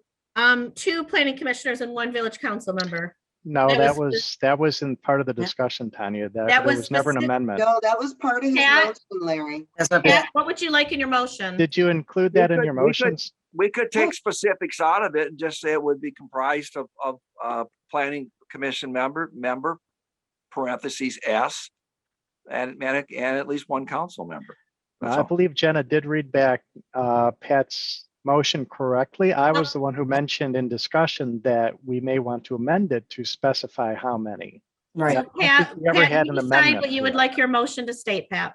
I think We haven't done a vote. the way Jenna read it is fine. Okay. So we'll take that out. And then Tony, you still support that, correct? Yes, That specific motion? yes, yes. Okay. Any other questions, comments, or discussions before we vote?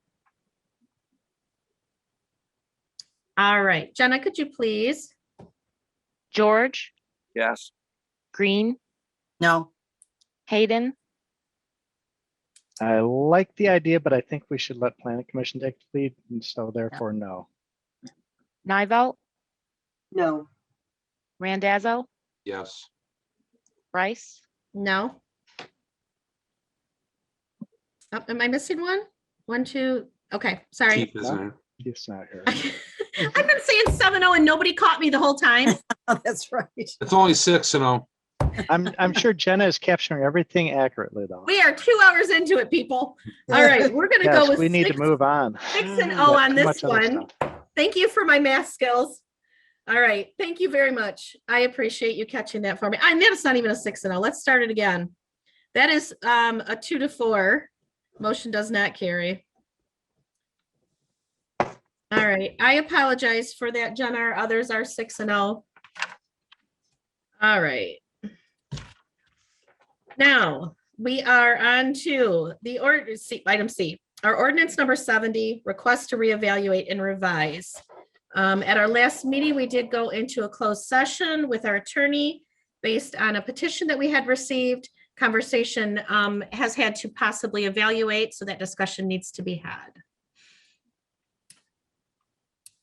Or not had if we're not interested. Either way. Have we that's had something- any feedback on what we determined at the last meeting, which was to, what did we say? We declined? Correct. Have we had any updates since then? Yes, they're obviously not comfortable with the decision and don't agree with it. And it's so now our turn to respond to that. So our response is either okay, or our response is we are working on an ordinance, or our response is we're not interested in that. So this is defining what our response will be. So we have to take a stand with what we are interested in. So this is our current ordinance right now. Correct. Okay. And you are just asking if this is how we want to keep it? Correct. Whether we'd like to stay with our ordinance or whether we'd like to consider revising. And then if that's the case, then, you know, we need to then have that discussion that has to be publicly made that we're revising an ordinance, et cetera. I believe we probably do want to do an ordinance, even if it says we don't want them. Well, we already have an ordinance saying that we don't want them. This And the is, question is, do we revisit that ordinance and I think see if we This want is to the update ordinance. it? we, That is our current ordinance. that's Keep our in current mind, ordinance. there is a petition for an ordinance change. Right. That if it is voted in, that will be our ordinance. Not our decision. That isn't our ordinance. So do we want to make our own ordinance, or do we want to have somebody make that decision for us? I think we make our own ordinance. That's my opinion. That's our And- decision. I to don't make. want somebody else telling us what we're gonna do. But we could also stand firm with what we have currently, right? Not saying if, that- not that if it goes to vote and the community votes. At this point, when would be the earliest that it would go to a vote? It did not make the March election. It could make the August election. Oh, Okay. so we have time. I would propose that we table this Yes. to our next meeting so we can have more time to Think on it. consider it Yes. before we make our decision. Or Absolutely. postpone to our next regular meeting. All right. And so would you like to make a motion? Yes, I'm making a motion that we postpone this agenda item to the next regularly scheduled meeting. Support. Any questions, comments, discussion? Discussion. I see marijuana spelled two different ways on here, and I just wondered if we were gonna stick with one, or if that's the legal The one with- definition up at the top, and then it's different. The in- one with the H is Spanish. So could we put it in That's English Really, I or see put that it in too. Spanish, all So things? It's we just, can it's look at both the ways are inconsistency. acceptable. Right. Okay, that's my So- only, Yeah, we'll look at that and decide. Either way, it has to be consistent throughout the ordinance. yes. And I know the state ordinance is H, Is what? an H. Yes. Yeah, okay. All right, we will make note of that and verify that information. Thank you, Kay. All right. Can we have a vote on that, please? Any other questions or comments besides that, Kay? I didn't cut you guys off. No. All right. Jenna, could we please have a vote on that? Postponement. Green, Yes. Hayden, Yes. Nivell, Yes. Randazzo, Yes. George, Yes. Bryce, Yes. And that motion carries 6-0. Thank you. All right, item D is our council meetings. And okay, I'll let you start with that one, please. Yes, though we're moving along quite well tonight. We still have some topics that may run over. I'm just, well, I think I'd like to make a motion that we go to 2 meetings a month, the second and fourth Monday of each month, until we catch up on this backload, so that we don't have so much information at each one that it's really hard to stay on top and do, an excellent job, which I think we all want to do. Are you making a motion?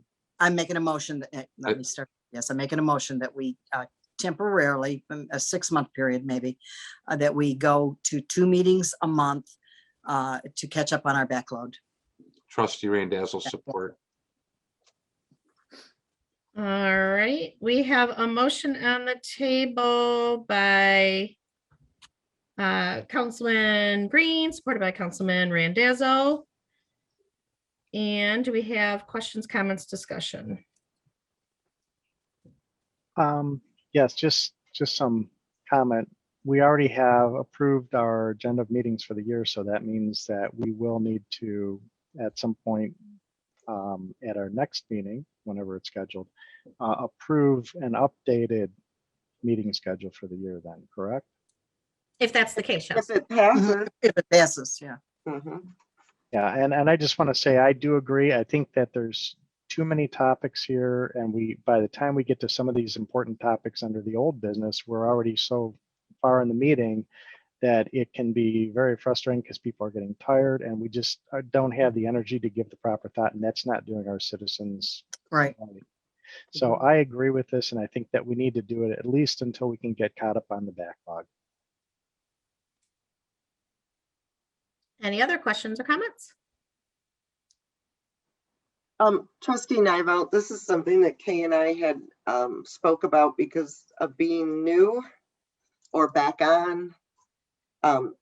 This has just been so much information at once that it is becoming too much. It's too time consuming to really put good research into it. So I agree with that. However, I will say that the council pay down below on the agenda, then, that we can skip right over that then, because now with 2 meetings, it's doubled, it will double that budget for a while. But I see no other way around getting caught up with things that should have been done a year, 2 years, and 3 years ago, which it's unfortunate for this new council that we're in this predicament. And I wish we weren't, but we are.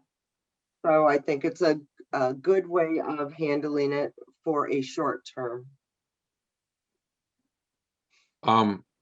Trustee Randazzo, even though I support the motion, I want to make this my concern public is that, like unfinished business, when we take care of the new business, which would be the unfinished business or old business, however you want to put it, that we continue that. I understand things can come up, but we really need to work hard to keep that pace, because again, it's not going to do any good to keep throwing more stuff in there. So that's my concern. Anybody else? Questions, comments? No, just Trustee Nivell, if we could really keep to prioritizing the important topics. Well, everybody has a different opinion as to what the priorities are. But a perfect example was when our village manager resigned. That wasn't even on the agenda, and then when it did get put on, it was at the bottom. To me, that would have been that is a #1 item when a village manager resigns. That is more important than a forest management plan or other things that were on there. So In your opinion, yes. I would hope in all of council's opinion that a village manager is very important. So the manager resigned after the whole packet was sent out, so there was nothing we could do about that. And when we have people that are guests that are coming to our meetings, we're not going to disrespect them, and they had already been on there for 2 months. Yeah, So but it's an opinion as to where things go, and it's not a big deal. It all gets addressed, and it was addressed that evening. okay. But the conversation is 2 meetings or not. Mhm. And I can say for me, I absolutely refuse to have our taxpayers pay for meetings for us to sit around and discuss things. Discussions are to be had before, research is to be done before. We need all the Excuse information. me, large communities have their meetings for an hour and a half and they have $1-million, multi-million dollar budgets and they're Yep. done. So we are not coming to our meetings prepared. We are not asking for the information. We're reviewing things at the meetings that should have been reviewed beforehand. And so what we tried to do is we tried to scale down, hey, these things don't need to be done. Let's throw them in a consent agenda. Let's, get these things discussed ahead of time. So that has been the full intention over the last couple months. With that, you can't help fires. They obviously come up. Our consent agenda, as you see this evening, had some items that we don't have to discuss. We don't need to, vote on these things individually. Going in the consent agenda next month will be the disbursements and the minutes and the acceptance items. Those items take 20 minutes for us to go through. So again, we've cut out almost an hour of meeting by creating these things and by streamlining these things. The main thing is we have to come to a meeting prepared. And nobody asks questions and everybody wants to delay something to the next meeting without asking the questions. So those items are, if they, like I said, they're done, then what all we do is we are policymakers, not micromanagers. So we're not asking every single thing that's being done to lead up to the policy in the meeting. It's asked beforehand. So that will make a big difference when you review it. I come very prepared. Go ahead, Larry. I'm sorry. Larry, what were you saying? Larry had his hand raised. What were you saying, Larry? Hours on this stuff. I resent that remark. How dare you? Larry, what were you saying? Trustee Hayden, I would like to say that this is a good example of exactly why it takes us so long at meetings, because we all need to be better disciplined and try to stick to the actual topics on hand, not get sidetracked. And right now we've had a lot of discussion that should have just been a motion about, do we have 2 meetings a month? I would like to see us take the vote on the motion now and end discussion. Well, as a reminder, every person gets to speak. Everybody had a chance to speak. I just finished and I am the one that states whether there is a motion or not. And it's not very respectful at all when everybody gets to speak twice and I hadn't even spoken yet. So that was the reason. I was waiting for everybody to finish to speak. It doesn't matter that we have a difference of opinion, but we need to be respectful to each other. Absolutely. Do we have anybody else that had questions or comments that they would like to have about the motion? Are we allowed to speak or are we done? No, absolutely. Go right ahead. Okay. The fact that you say that we don't come prepared, I spend hours on this. When we get it so late and don't have all the information, that would really help speed these up. We get bits and pieces of info, not the whole thing. And for those of us who haven't been on council the last, 3 or 4 years, we have to do a lot of catching up. So to say that was just really uncalled for. Well, the last minute is a Wednesday and we can't make it any earlier or we would be so outdated with the information. And what I said is we as a council, and we are not prepared because here we are doing this. We're adding something to the agenda that we hadn't even had a chance was coming on, haven't had a chance to research it. So here we are spending 20 minutes on it. That's my point. I'm more than happy to have 2 meetings if that's council's decision. I would like to go on record saying that I'm not going to waste taxpayers' money in doing that. I personally am not comfortable with that. Okay, well, That's and fair. then again, when a lawyer comes to every single meeting, I mean, that was that was horrible. But So we're talking about whether we'd like to have 2 meetings or not how past council handled meetings. I just have a question. As far as the Kay, I believe you said 2nd and 4th. Well, we're Monday. already doing the 4th right now. Yeah, just It was okay. just a recommendation. I mean, that was. Would we be following the same process, if you will, as if we only had one meeting, you know, with the deadlines of paperwork, things like that. I assume. And how do we, because I know just from this past year, I guess we normally move, if there's a holiday on that Monday of our meeting, we usually move it up a week. Is that correct? Because that's what Before or after. okay, doesn't so there's matter. nothing written on where it would fall. We make that decision, in December-ish for the next Sure. year. Yeah. Okay, that's just wanted to know. But yeah, we would have to address that if, look at which holidays fall where. But I would like to say this too, as a person that likes to put a time limit on things. I don't want to see these 2 meetings. If we decide that, I don't want to see them for the entire rest of the year. I mean, I think we could probably do these in maybe 3, max 4, but I don't see further. I believe, Kay, did you say 6 months was your I request? did. Oh, did you? I'm sorry. I didn't hear that. I apologize. Yeah. I'm sorry. Trustee Hayden, just one final quick comment. Even if we agree to the 2 meetings now, we can always cancel one of them if we decide Yeah. there's not enough topics. I would rather have them planned out so we can cover all the topics and know that we have the time to do it.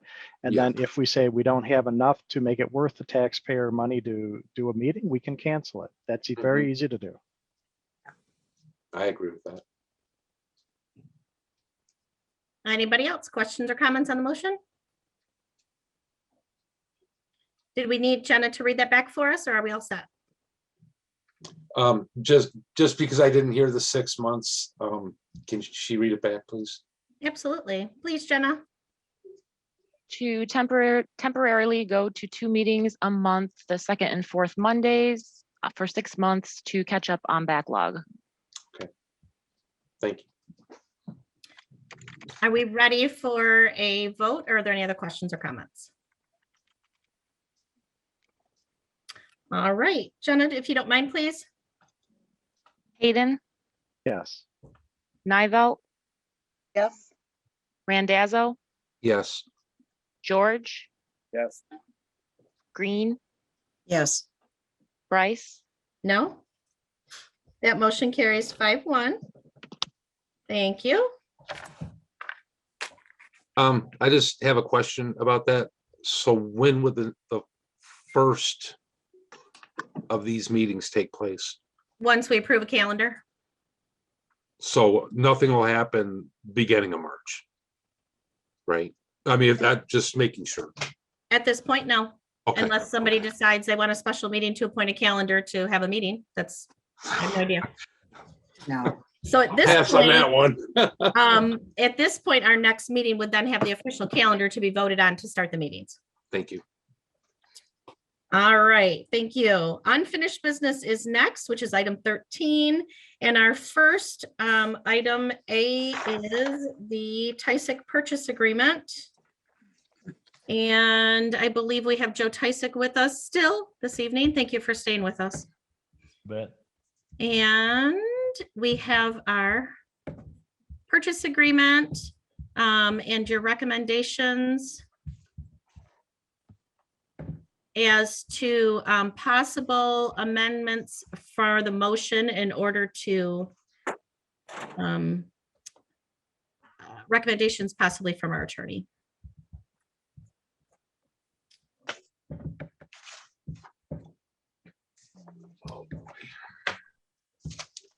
So do we have any discussion on that? Any questions for Joe? Any questions on the memo on that? Anything at all? Did we actually get the full I don't see copy the of that purchase agreement? Because I did agreement. not see that purchase Yeah. agreement in our packet. All I have is your letter. I just saw the letter that's mentioned the attorney's opinion. Right. Yeah, no, we did not get that. We didn't No, get. we did not. No. I would like to comment on what was stated in the letter about where it states that we must demonstrate that we are receiving fair value for the transaction. I voted no on that motion mainly because I did not agree with the $1 amount. I felt that we needed to come to some logical or reasonable method of calculating a value that would put some kind of fair value on it. And I did not think $1 was fair value. I would propose that we consider something to the effect of, what do we have on there now? 4 parking spaces. How much is a parking space worth in our village? If we say parking space is worth $50, we could say 4 times 5 is $200. There's our fair value. I would propose something like that, where we can point to a logical or reasonable calculation of a fair value that we can use to demonstrate that we're meeting that requirement. And who decides that fair That's- value? That's, yeah, I don't know how we exactly put fair value. We already have agreed that, or got an opinion that it's less than the fee to assess it, which would be $500. I'm feeling it's got to be more than $1. So I'm just saying, if we can assign a value, just say, hey, we feel a parking space is worth X amount, and say there's 4 parking spaces on there. We say 4 times whatever we think is the value of a parking space is for our community in the downtown. And that's what we say that the property is worth, because it's worth the 4 parking spaces on it. That's just my feeling. I'm open to whatever people think a parking space is worth, but I'm just proposing that as a way to have a calculation to come up with what we would see as a fair value. Trustee Randazzo, if I can interject, my understanding of this is village law, yada, yada, states the village can only sell property if authorized by an ordinance. And that's under MCL 674.4. I thought the $1 thing was kind of whatever, but I will say this: it is not fair to the family to have us vote on one thing and it got agreed on, and now we're backtracking. What we need to do is treat this one as a lesson learned and don't do it again. But according to that, I believe we just need to make an ordinance to allow this one to go through and serve it as a bad judgment call. In your opinion? In my opinion, yes, in my opinion. So I feel that since we've received Davis Alley Street from community member for $1, I don't think it's a big deal to give 4 shopping or parking spaces to another community business for $1. I mean, we were given access to put a road in and all those parking spaces. We were gifted from business to us for $1. Not gifted, we purchased. Okay, Trustee Nivell, do we have, like, we didn't receive that. That was an ordinance as well. I would have liked to have seen. It actually wasn't an ordinance. Many of our purchases have been done incorrectly. Oh, there's, So this is the first time that we are. I didn't say that. I don't know if it's the first time. I haven't gone through all of our records ever, but I'm just saying purchases that we looked at, it to comparable purchases, were not necessarily ever done the same at all. So, Yeah, and just as a counterpoint to what you said, Tanya, we may have received that property for $1, but the village then also spent much more than $1 to actually pave those those parking spaces. I remember that came through back in the 90s when I was on council, that there was a decision, and I can't remember what it was, but it was not. I can tell you it was more than $200 to pave the parking spaces along there. right. You know, if Understand. also I'm gonna give back 3 spaces that I'll have to also pave, just to put that, we're gonna change them into parallel spots instead of the diagonal ones that are there. So really, it's, I'm not saying I'm not getting all the property. I'm just saying I would be taking probably 4 and giving back 3. Okay, so then it'd be, it's worth 200, but you're going to give us 150 value back. You know, I'm not looking to make the price a high price. I just think that we just, because of the way the law is, I just want to make sure that we don't run into any challenge under the statutes as to, well, you didn't sell it for fair value or anything like that. So that's And why I'm as just you looking for see, some minimal value. the attorney's opinion is it is fair value. It is an unbuildable, undevelopable piece of property.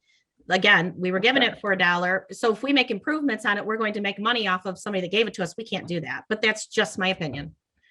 Okay. Well, it's up to, consensus of council what to do. I've expressed my Absolutely. views, so. Anybody else questions or thoughts on this, or questions for the Tysick family as well? Trustee Nyvel, when you say it's the village attorney's opinion that $1 was acceptable, I know his opinion is if authorized by an ordinance. Where does he say that was? No, the fact that if the property is not developable and would have to pay more for the appraisal than it's worth, why would we spend money on it and it's not developable? We can't utilize it for something else. We can't sell it off. We can't do something with it. And So that was therefore the it would be attorney? a fair Okay, amount. that was the attorney's opinion. Right. And that's why he said, please put that in your motion to prove that you feel it is a fair amount, that it, why the $1 would be that amount. So we would have to clarify those two items if that was the case. So just trustee Green, just a comment. So we've had to pay the attorney to do this. So that's some money too. I kind of feel like Tony though, and I agree with you, Tanya, too, that we got it for $1. And I have no problem with the motion that was made before. So, but Larry, something we can sort of look at a future date. Well, they need an ordinance tonight, correct? Well, I know that. We can still do the ordinance. Do we have language for an ordinance No, motion? what we need is the motion specifically stating, clarifying those two items is what we need. So therefore, we have met the requirements of the state statutes. It is either in an ordinance or in our motion specifically stating those two items. We don't need to have the expense of drawing up the motion Okay. or the ordinance as long as it is in our motion. The council has requested, well, I'll just say, make a motion to specify that the property is undevelopable and the value of the property is assumed to be less than the appraised fee per our attorney. Do we need to put a number with that, like the property number or anything? Best bet is it should be an amended motion to our previous motion to add those details to create an amended motion. And we don't have our previous motion attached either, do we? I'm trying to find it. No. No, but it's not in the packet. Nope. But It was, I'm just questioning because our motion to agree to sell the property is not an ordinance. So is there an ordinance we can point to say this is what authorizes us? That's Well, what I just- asked. we would have to create an ordinance of the sale of the property.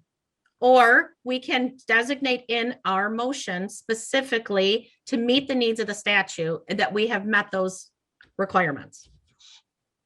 So we can have an ordinance drafted by our attorney and pay for that, or we can specifically state in our motion that we've met those requirements. And that was his opinion.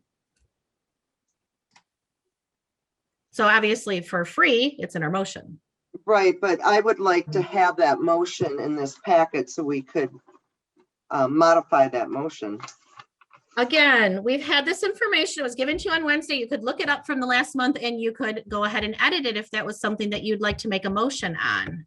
I thought we had to do an ordinance and I Yeah, thought we were going to. the way I'm reading, yeah, I agree, Melanie. The way Okay. I'm reading what you have, he's referencing two different parts of Michigan compiled laws, 67.4, where he says it requires an ordinance, and then he references 65.5, which requires the minimum, the fair value. And it sounds like what he's saying is the motion about saying it's undevelopable is for the second piece of 65.5. That he didn't, I don't see anything in there about what sort of ordinance we need to have to meet the 67.4 requirement. So I think that's that's where I don't think just one motion that Kay made is sufficient to handle both of those things that the attorney came up with. Okay. I didn't see his actual opinion. Again, I just have your letter about it. None of us did. We have to address the 65.5 before we can do anything else. If we choose not to, then it's null and void. And Okay. we retract our other motion. If we Okay. choose to amend our motion, we're able to do that. That must include those two items. That's our step. Then after that, I'm looking on there. we can then have the agreement approved. Can't do anything until that's approved.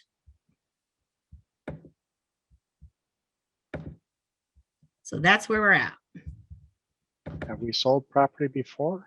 multiple times. Yeah, Okay. Sold and bought multiple times. And every time was completely different, which is why I was not comfortable buying or selling property without consulting our attorney, because it was very inconsistent the entire time.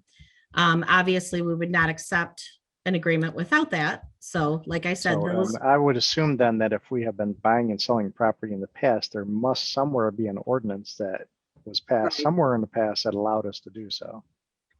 it Yeah, would be but- on, it's agree. on an item by item basis. So they would have to be on each piece of property. And again, they were not, they were very inconsistent, and I did not go through all of them in the file. I only went on, you know, items that, whoops, I'm trying to get in there again, that we had most recent working backwards.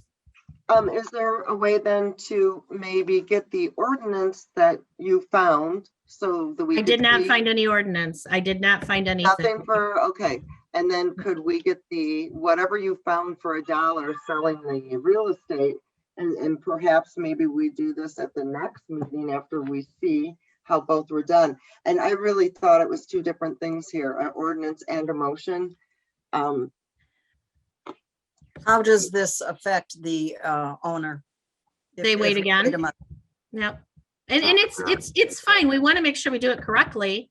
Oh, yeah, But you know, if they can't start getting their contractors in order and they can't start getting their engineer drawing, then, you know, they're pushed later. And again, I don't want to rush things, but I can tell you, when they're turning away vendors for their empty building, it's very frustrating.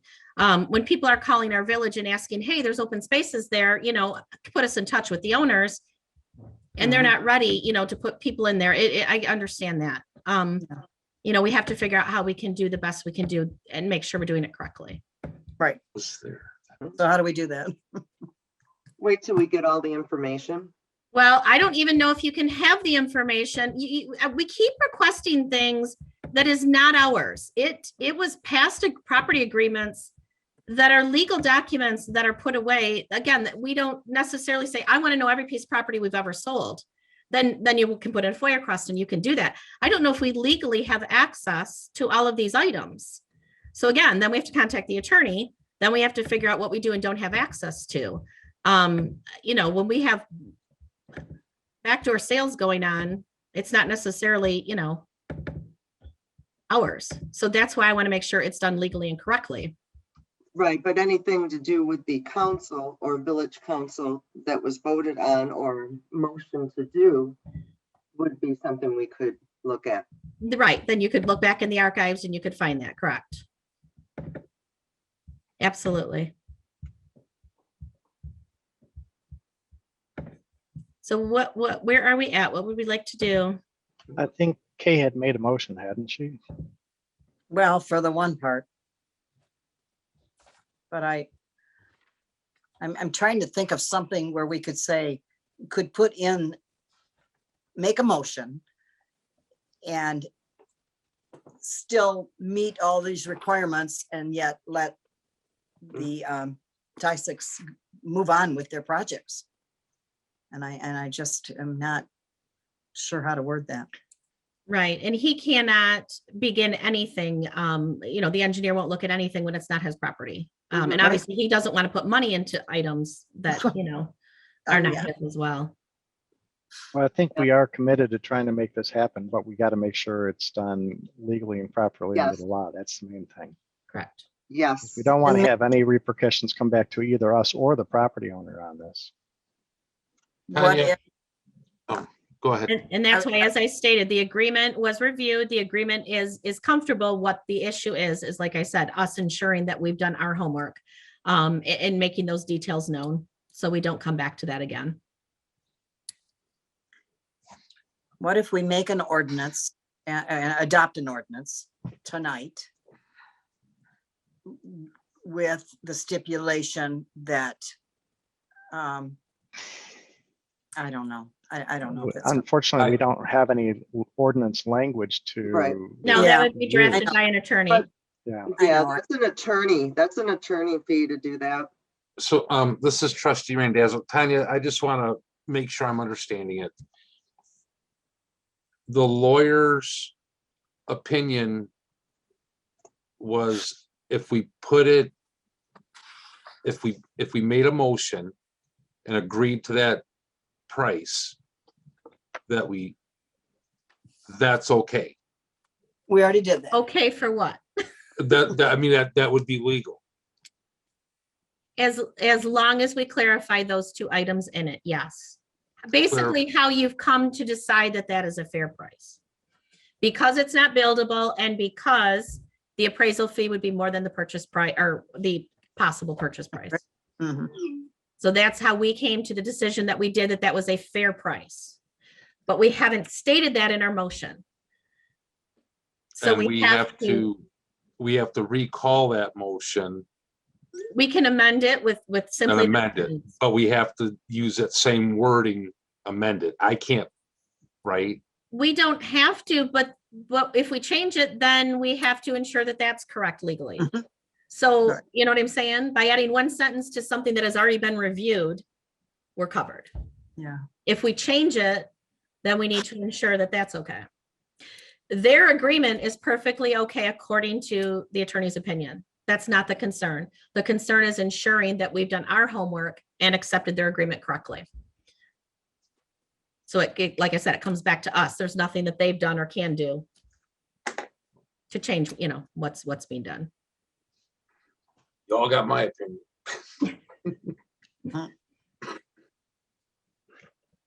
So what does it sound like we'd like to do?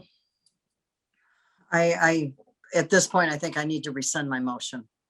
Well, you didn't have a support yet, so you don't have anything yet. Oh, okay. Okay. All right. You were still kind of in the middle of it, so I didn't finish I it. had lost track. Okay, so you don't want to make a motion. I don't know what to make to do this legally. Right. So what you are trying to do is to add on the suggestions from the attorney? Is that what you were working on or no? I'm looking at, it says therefore an ordinance must be adopted. Again, that's separate. It's another thing. Right. We have to accept the purchase and prove the purchase first before we do anything else. We can't sign their agreement. I thought can't- we accepted the purchase last time. Not in the way that the attorney would prefer. Okay. Okay. Meeting we discussed. We've got a couple loopholes there. All right. Owners have submitted a purchase agreement draft. Mr. Gilner reviewed. Is there Yeah, way to, actually, we had not technically accepted the agreement yet because we had said we accepted the offer for them to purchase it and draft the agreement. So then the agreement was Oh. drafted, it went to our attorney, and now he's saying we need to do these steps to make it legal, so. could we approve the motion, the new motion that the property is undevelopable and that it's assumed to be less than an appraisal fee?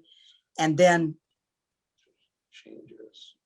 ask the village to come up with an ordinance that we can vote on at a later date, but maybe Mr. Tysa can go ahead with what he needs to do.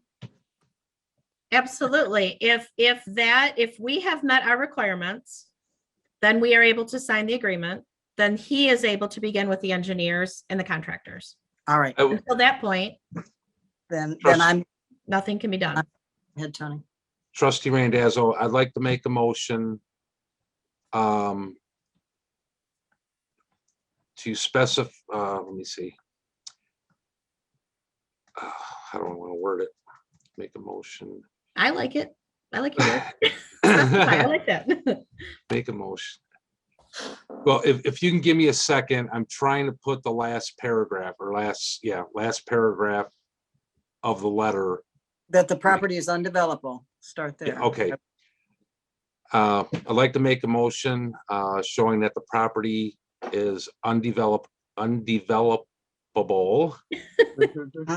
and the value of the property is assumed to be less than the appraisal fee. Mhm. And am I missing anything here? We instruct village, the village to drop an ordinance to that effect. Or that it- I what needs would, to be I done. would name the property. I would designate which property. Oh, not the just property. 30 South Street, Mhm. or is that a different parcel? No, yeah, it's a different parcel. It's Okay, actually give our me- parcel. I'm sorry. No, give me 1 second. Let me look it up real Are you quick. looking? I was gonna say, I went to pull it Yeah. up and I started writing down what everybody was saying. Just give me a second.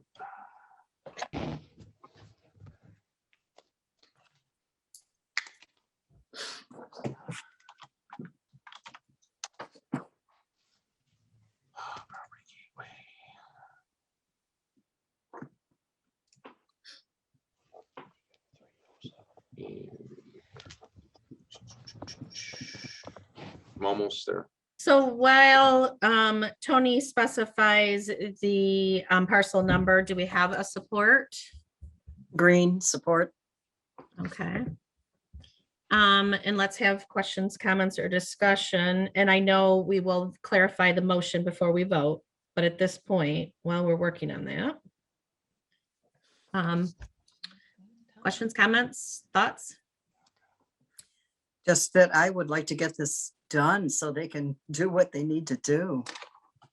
You know, let some more vendors in. I think we all want that, Kay. Well, I know that. I didn't just mean me. But I was just speaking for me. Kay wants to shop. Okay, Yeah. my only question on this, and bear with me because it's not really 30 South Street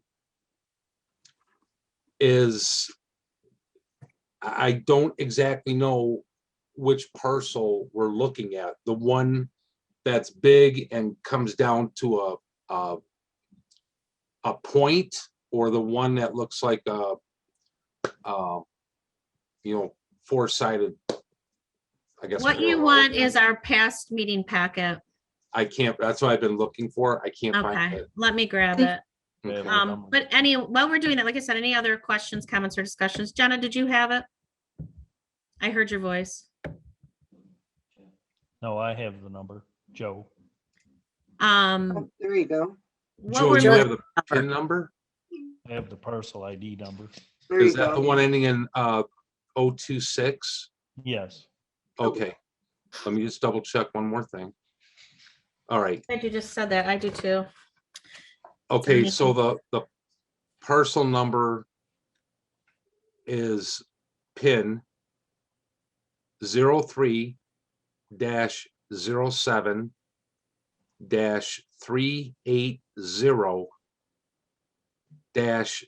03-07-380-026. It's the beginning though is D0-03. Oh, this That's on the the gate, on the Oakland County Gateway, just shows a PIN. Yeah.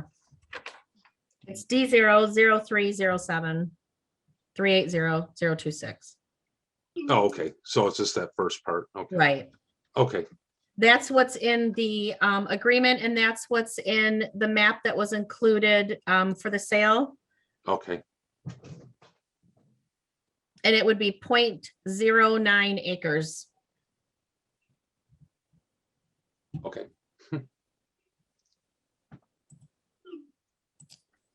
All right. So Jenna, you do have that number, correct? Yes. In the motion.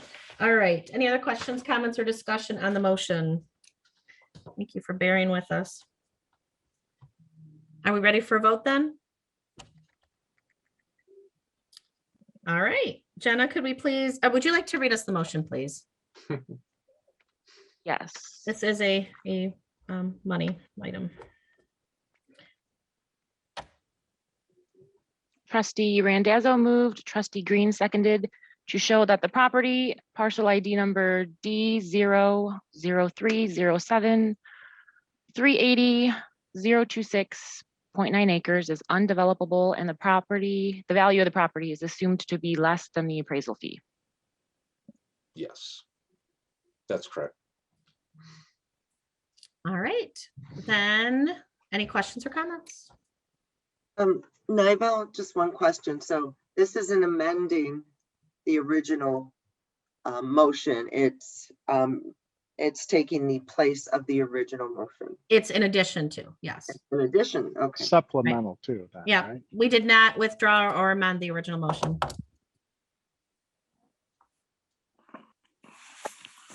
The original motion was to sell it for the price we stated. This motion is so we can put it on record that it is undevelopable, that word. And, you know, No, I understand. I just wanted to make okay. sure that this was Yeah. not replacing, that it's in addition to. I just wanted that on record. And All right. just, Go ahead. Green, that we're gonna do the ordinance part of it in a separate motion. I don't, do we need to do an don't ordinance? need one. Because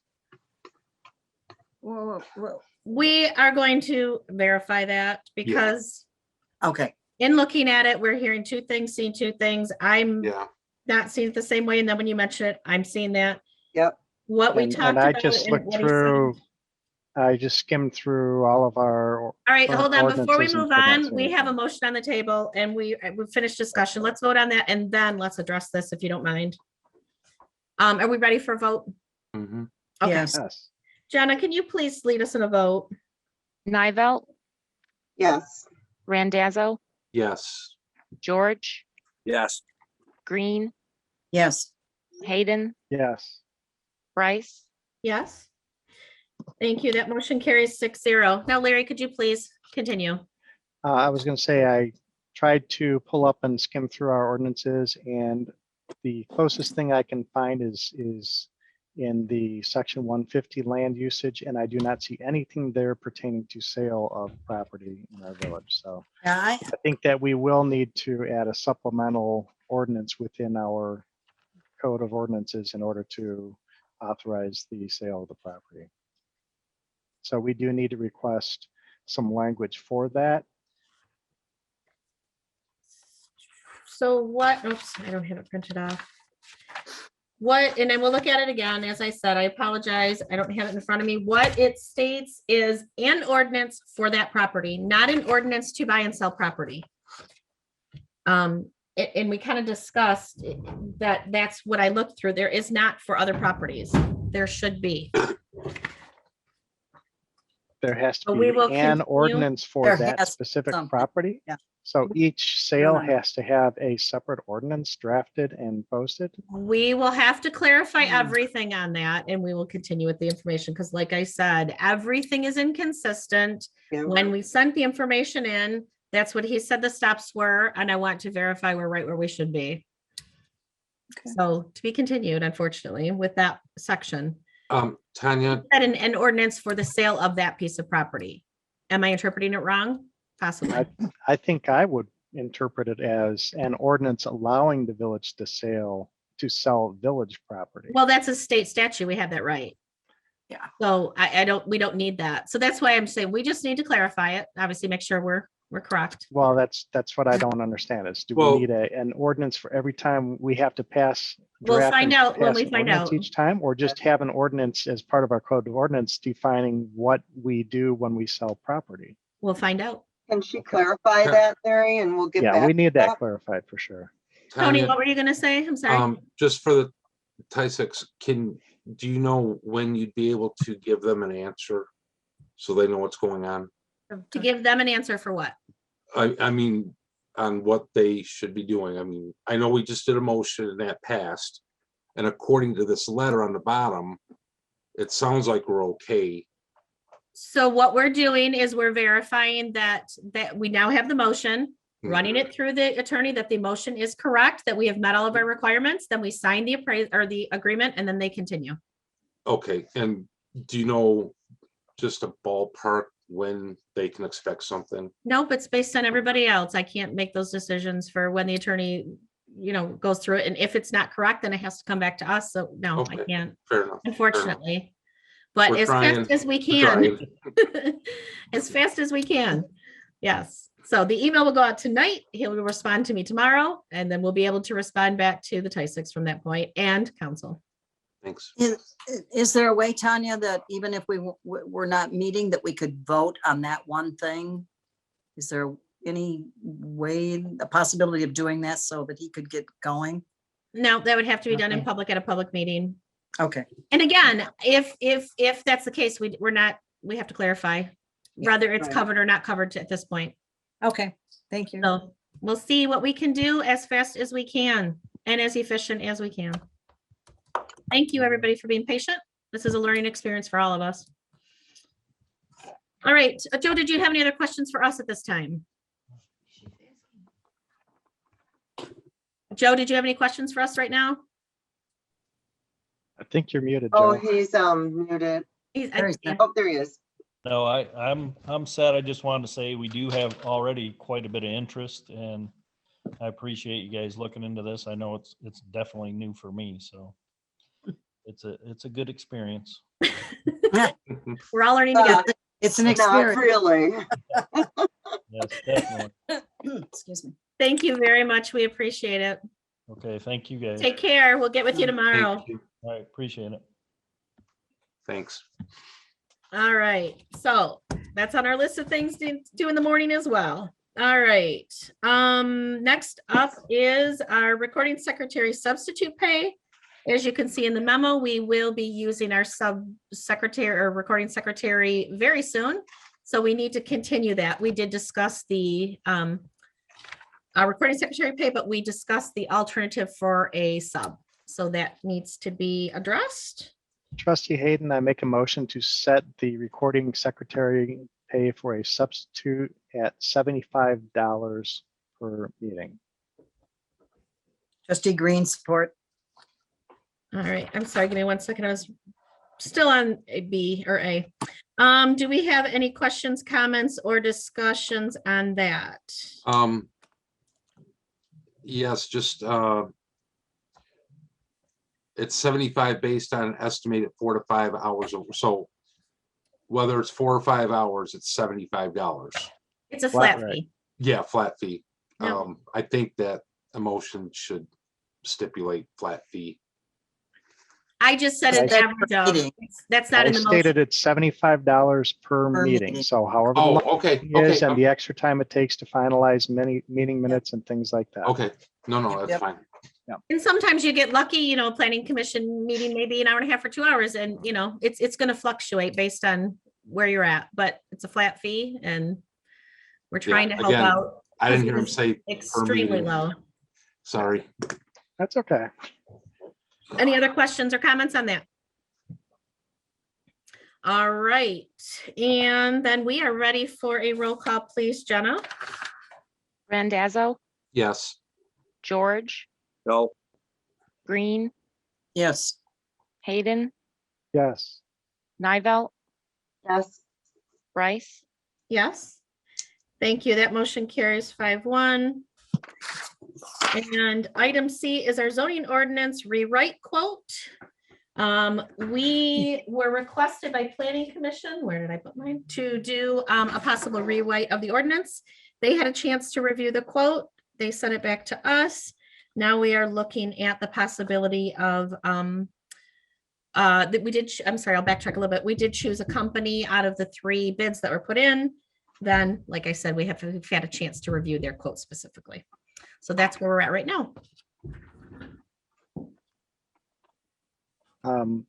This is Trustee Hayden. I think to provide a little bit more background of those who are newer on council, we actually received 3 quotes last year for doing the zoning ordinances update once the master plan was approved. They went to Planning Commission. Planning Commission recommended to council to use the quote from Carlisle Wortman. Then this year, before the village manager left, he apparently contacted them and asked Carlisle Wortman for an updated quote. It seems the content of the quote was the same content, same price as last year's quote. That was sent to Planning Commission. We didn't really have a lot of information on exactly what we were supposed to do with it. We reviewed it and says, okay, we still are okay with it. It's the same price and all. So we sent it back to council because our thought process there is this is something council needs to accept this quote and initiate the process of initiating the contract with Carlisle Wortman so that they can start working with the planning commission. So I would not like to see this get changed or anything. I think we just need to proceed with accepting the quote and actually moving forward with contract with Carlisle Wortman to start working with the planning commission on the zoning ordinance update. So Larry, you're saying that this 14.9 is the same number from last year, from 2020? The quote is identical in terms of the amounts and Oh. what they said they would provide and everything, yes. They just refreshed it and put updated dates on it. Usually Oh. quotes are valid for a certain time frame, Yeah. and I think we had waited so long before we had actually made any movement towards contracting them that I think that Dale was requesting a fresh quote so that we could make sure we had a valid quote to reference to award the business. So here we are with the quote in front of us, and the discussion is to accept as is with the amounts or to take it case by case and choose what we would like them to update. So that's where we're at with it, information wise. I can tell you, the township uses them as well. Obviously, they're familiar with our area. I know Clarkston uses them as well. So, you know, is it worth 14.9 when they have some of the information? Or are we going to, like I said, watch that budget and take it down? It's up to you guys to decide.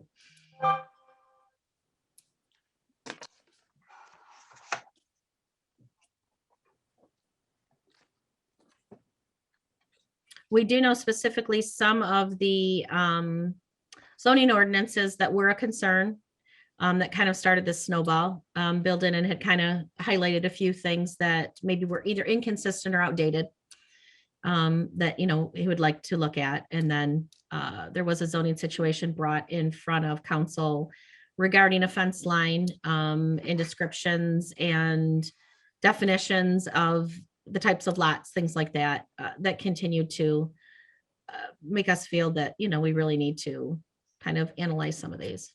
So we're just looking to make a motion to accept it. So trustee Randazzo, I make a motion that we accept the request for proposals for the Village of Ortonville zoning ordinance update dated January 2021, supplied by Carlisle and Wortman Associates, Inc. out of Ann Arbor. Trustee Hayden, support. For how much? 14.9. Same as last year. It- And it this is the sounds to same me like quote it's we the had only at thing our that's planning not commission changed. meeting, Melanie. No, I know that. I hear bits, I hear echoes. So I Yeah. was confirming how Okay. much. That's all, people. Thank you. 14,009. Thank you.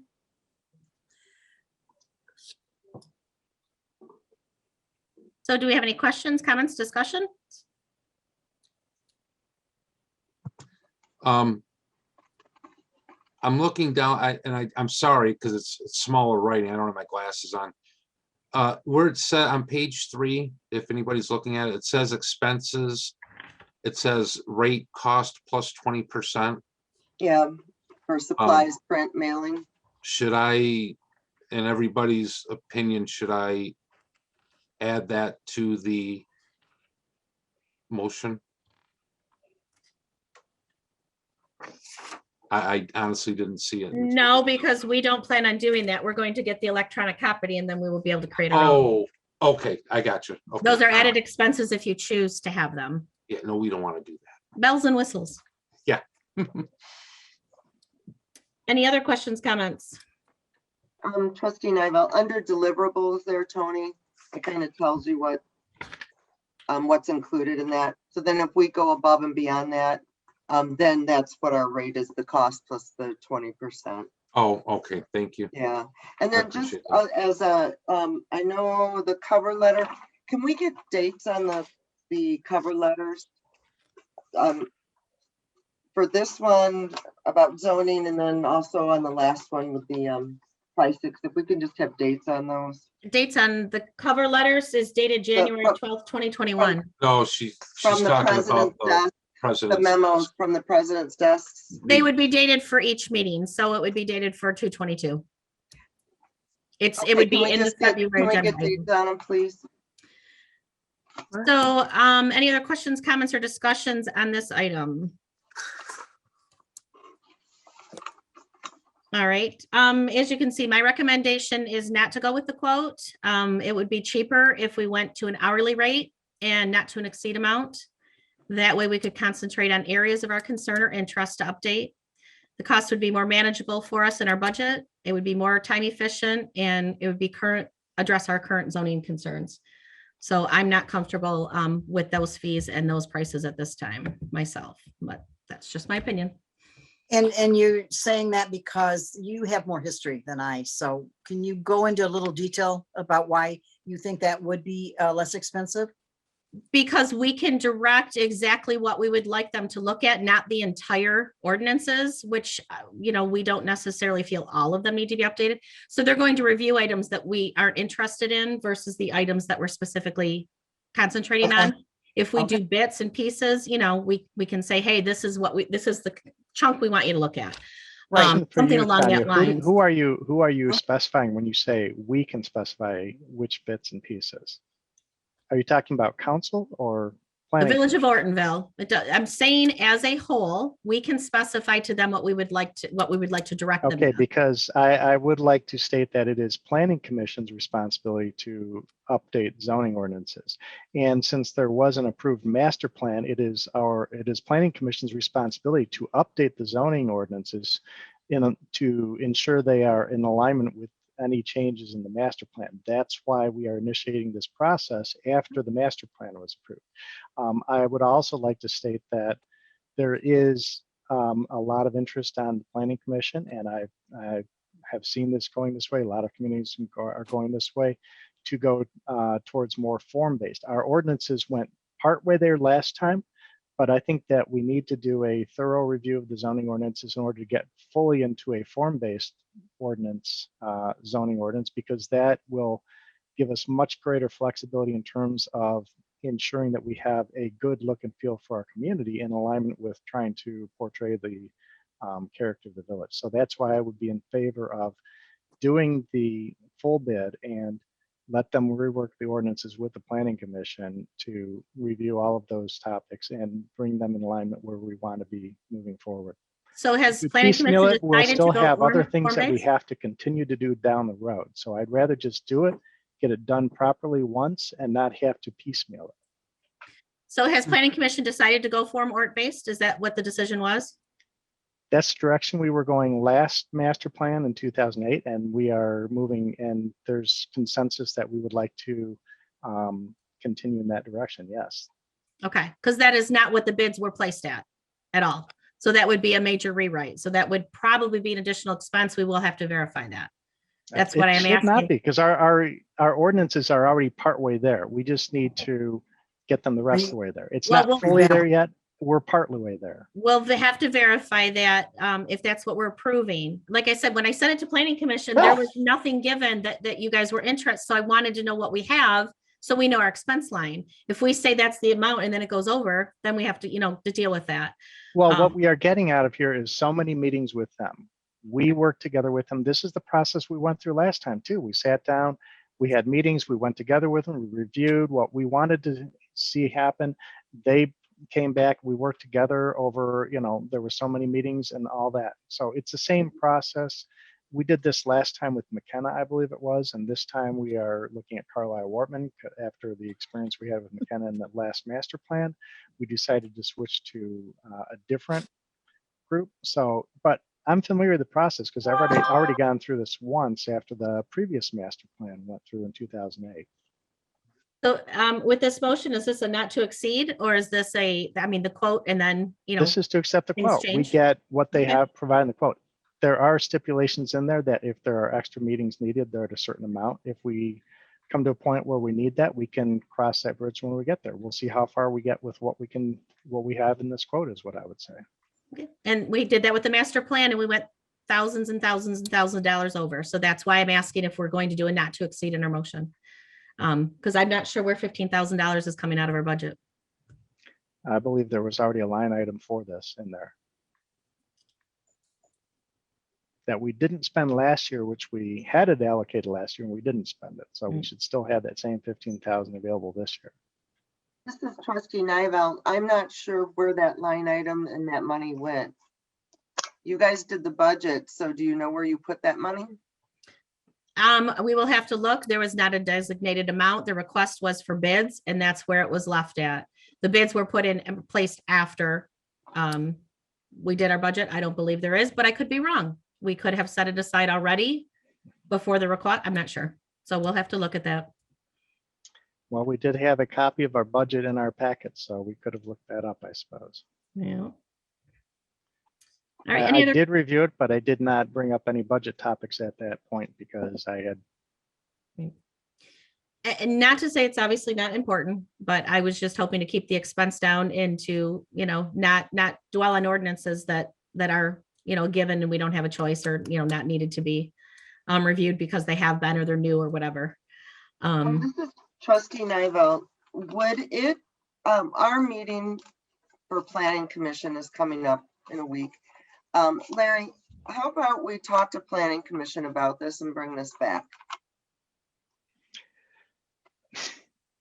We have a quote that was given to us, an updated quote that was given to us in January, and now it's February. It's a month later, and we still are looking to delay it even further because if we send it back to planning commission, then when it comes back to us, it's going to be a month yet. So it's going to be 2 months after we get that quote.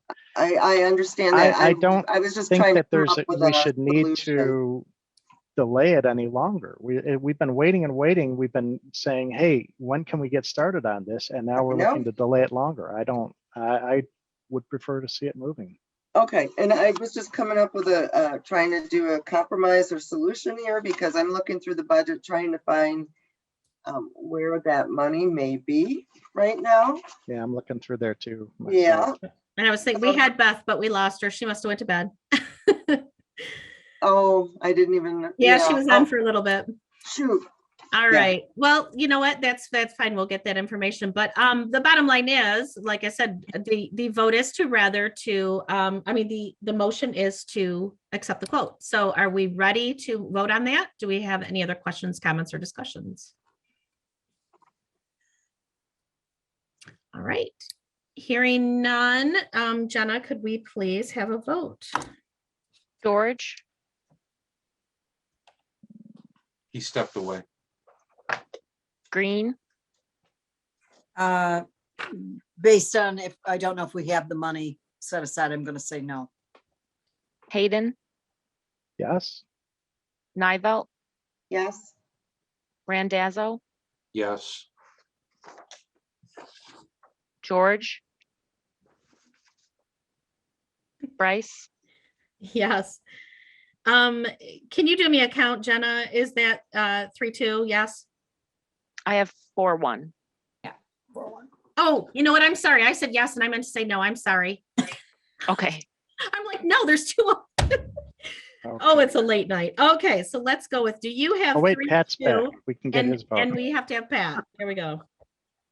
George, If it's what Larry was suggesting on his proposal to accept the bid, my vote would be yes.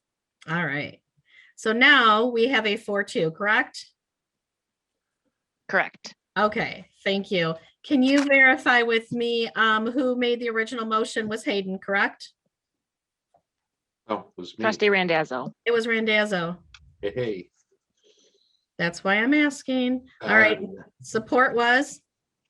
I think that was me. Okay. Thank you. I wrote it on the wrong line and then crossed it out before I looked. Okay. Thank you very much, everybody. That motion carries 4-2. Next up is D, our Preservation Park Ordinance. And if we could have an update from Planning Commission, that would be fabulous. Go right ahead, Larry, if you want to, or Rick is on here if you'd like him to go through it. Well, at this point, we're with council. So one of the two of you, if you don't mind, because it's not, public comments. Mhm. Well, it's just what was sent to Planning Commission. We formed a committee of 3 people. And this is what they came up with, that the Planning Commission has approved to send to you. So if all of you have looked at it and you're in agreement, we can make a motion and pass it. All right, Larry, is there anything you had to add at all? Are we good? Sum up Well, everything? I do have concern about one piece of that, but I think before I can discuss that, we would have to have a motion. And I would like to remind everybody, we just hit 10 o'clock, so we are at our 3-hour limit. So I think it would be appropriate for us before we Well, tackle in the this middle, we one. don't in the middle of an item. Okay. Trustee Commissioner Jenkins. Nivell, I'd like to make a motion to accept the Parks and Recreation ordinance from the Planning Commission as presented. Trustee Green, I'll support. All right. Motion on the table by trustee Nivell, supported by trustee Green. Can we please have questions, comments? I know Larry, you'd like to start. Did we want to go through piece by piece all the different things, or only just points where we? If you have anything that you would anything like to add to it, that's perfectly fine. We all have, the item in front of us, but whatever you're interested in. Okay, just let me get to my notes then. Okay, the point I have a problem with is in, let me grab this up. It's in subsection 92.05 Park Regulations D, where it states all new construction of footpaths, trails, walkways in or on the park are required minimum of 200 feet from private property lines in the wildland park. I have a problem with that because of several reasons, and I'll try to make this as short as I can. The question I have is, why do we need a 200-foot buffer for foot trails or paths in the park from property lines?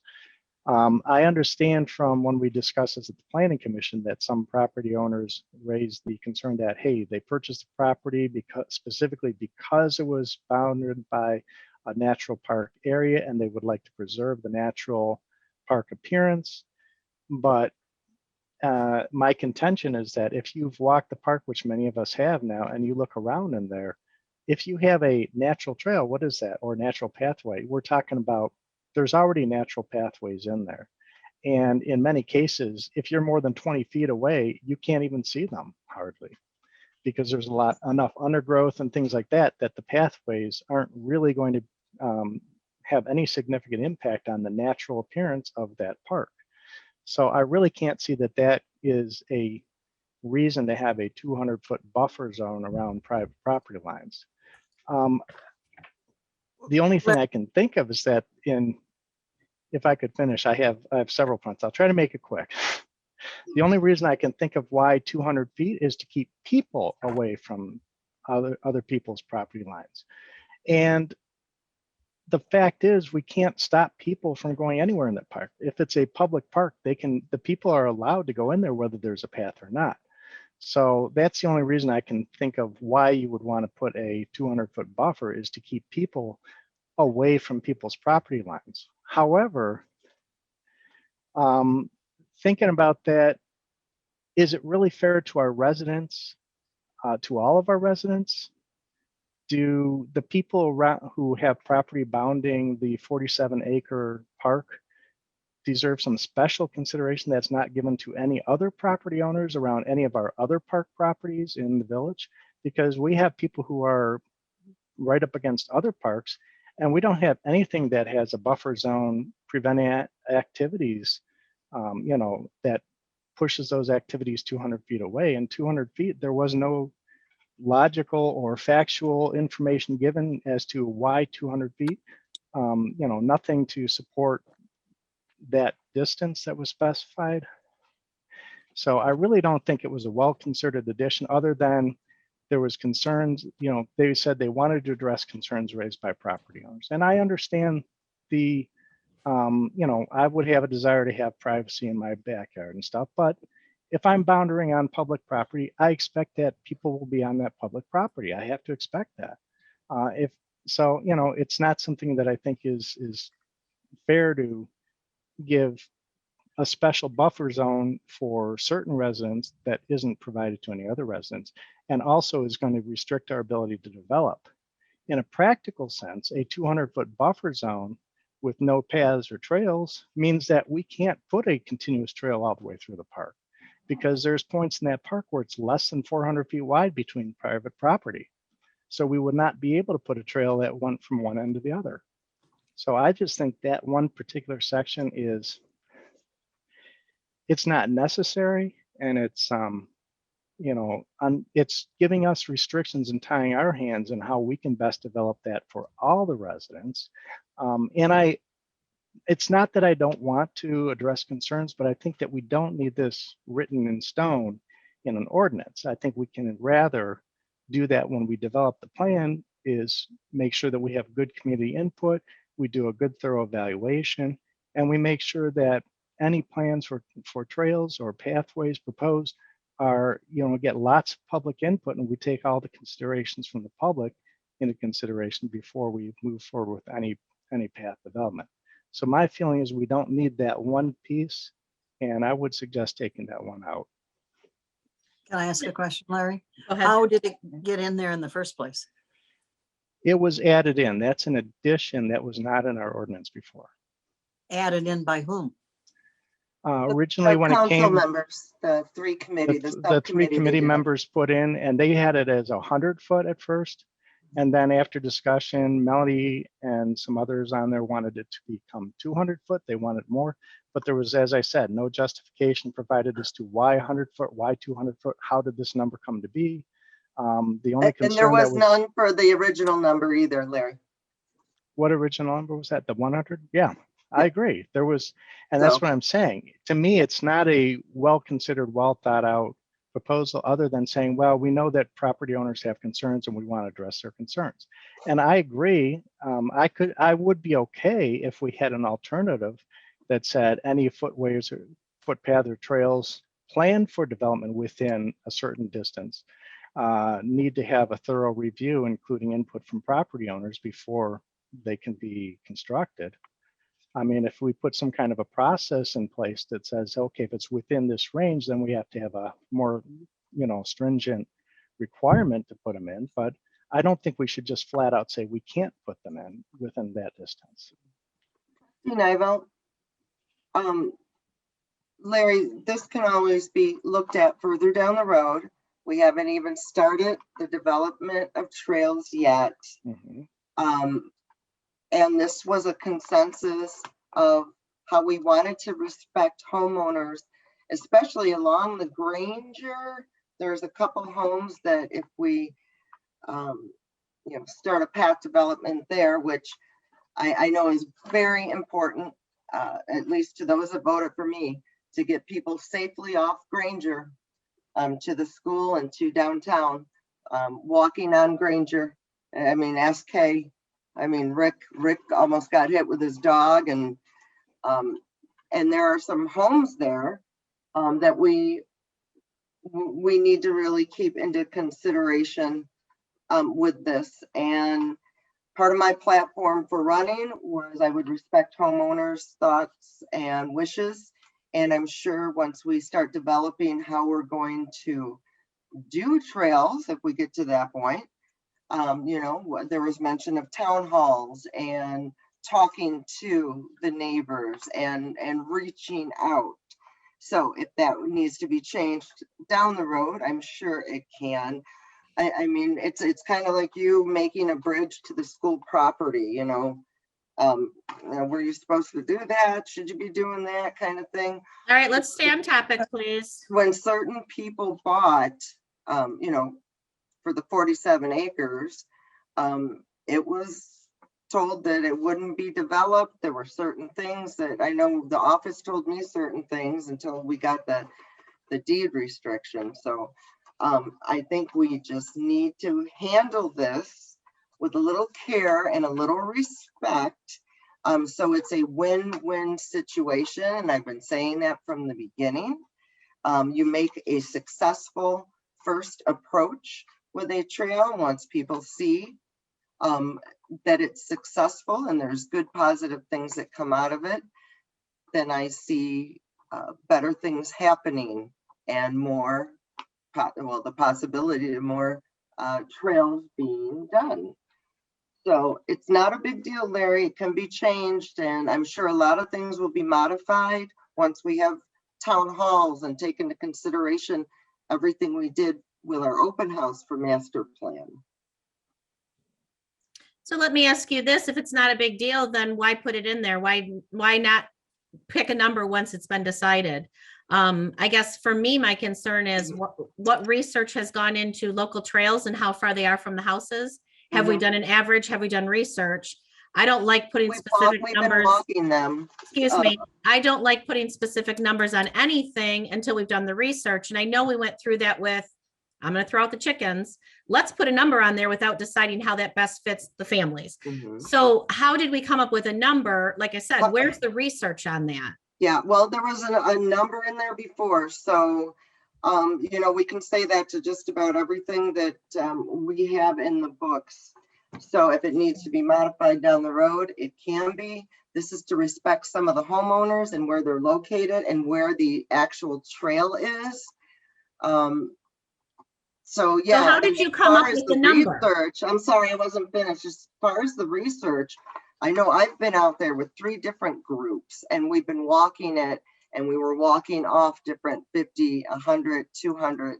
So we have been out there and we have been checking it out. It just wasn't pulled out of the air. So how does it compare with other local trails?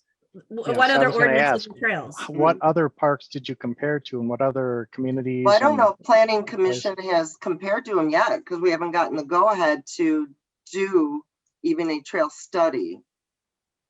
Then how can we put in something like this without a, you know, how did you come up with saying this needs to be in here if you didn't do any comparison to whether other communities have similar restrictions in their park ordinance? This is what Planning Commission agreed to, Larry.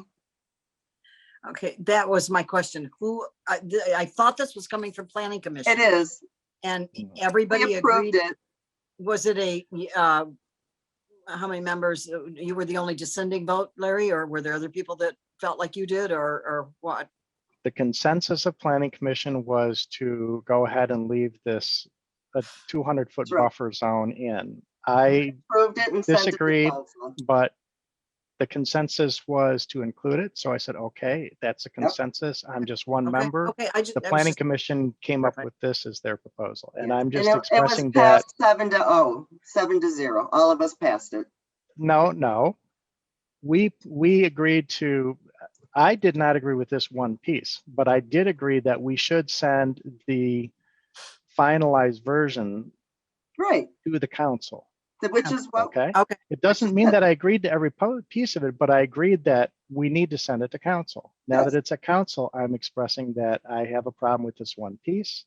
Is that the only piece you have an issue with, Larry? Yeah. I think the rest of them were really good suggestions. This is the only piece I had a problem with. Yes. Okay, good. All right, so let's hear from other council members.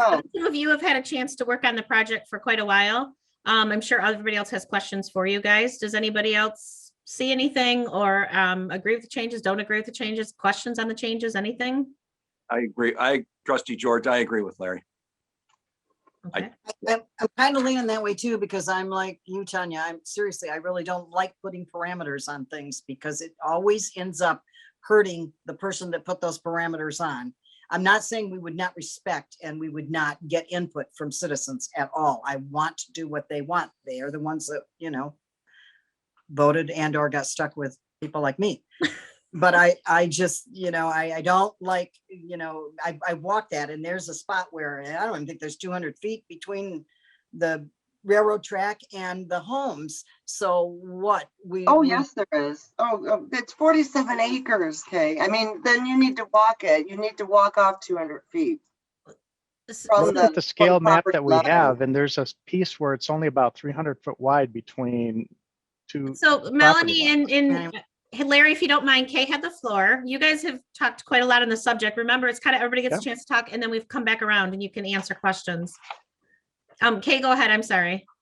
That's kind of it. I mean, I just, that's my thought on it. Tony, did you have any thoughts?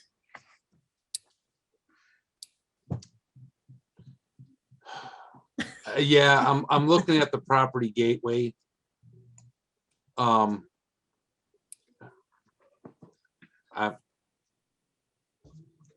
I'm not gonna say nothing yet. I'm sorry. No problem. I want, like I said, want to give everybody a chance to talk. I mean, are we just conversing with the one that Larry's talking about, or? I guess at this point to stay on that, yes, if you don't Okay, mind. If there's fair anything you have, if you don't, that's fine. No, fair enough. I just had one thing I wanted to add, but Absolutely. when we're done with Larry. So is there anything you had on this point or no? No. Okay, all right. I just would like to see before we pick a number at all, that there's research. If we just simply see what's in the area, what's the average, what's the norm, I don't know. But I don't want to pick a number without doing the research that, and I don't know the answer to that because I'm not versed in the, trail system, so.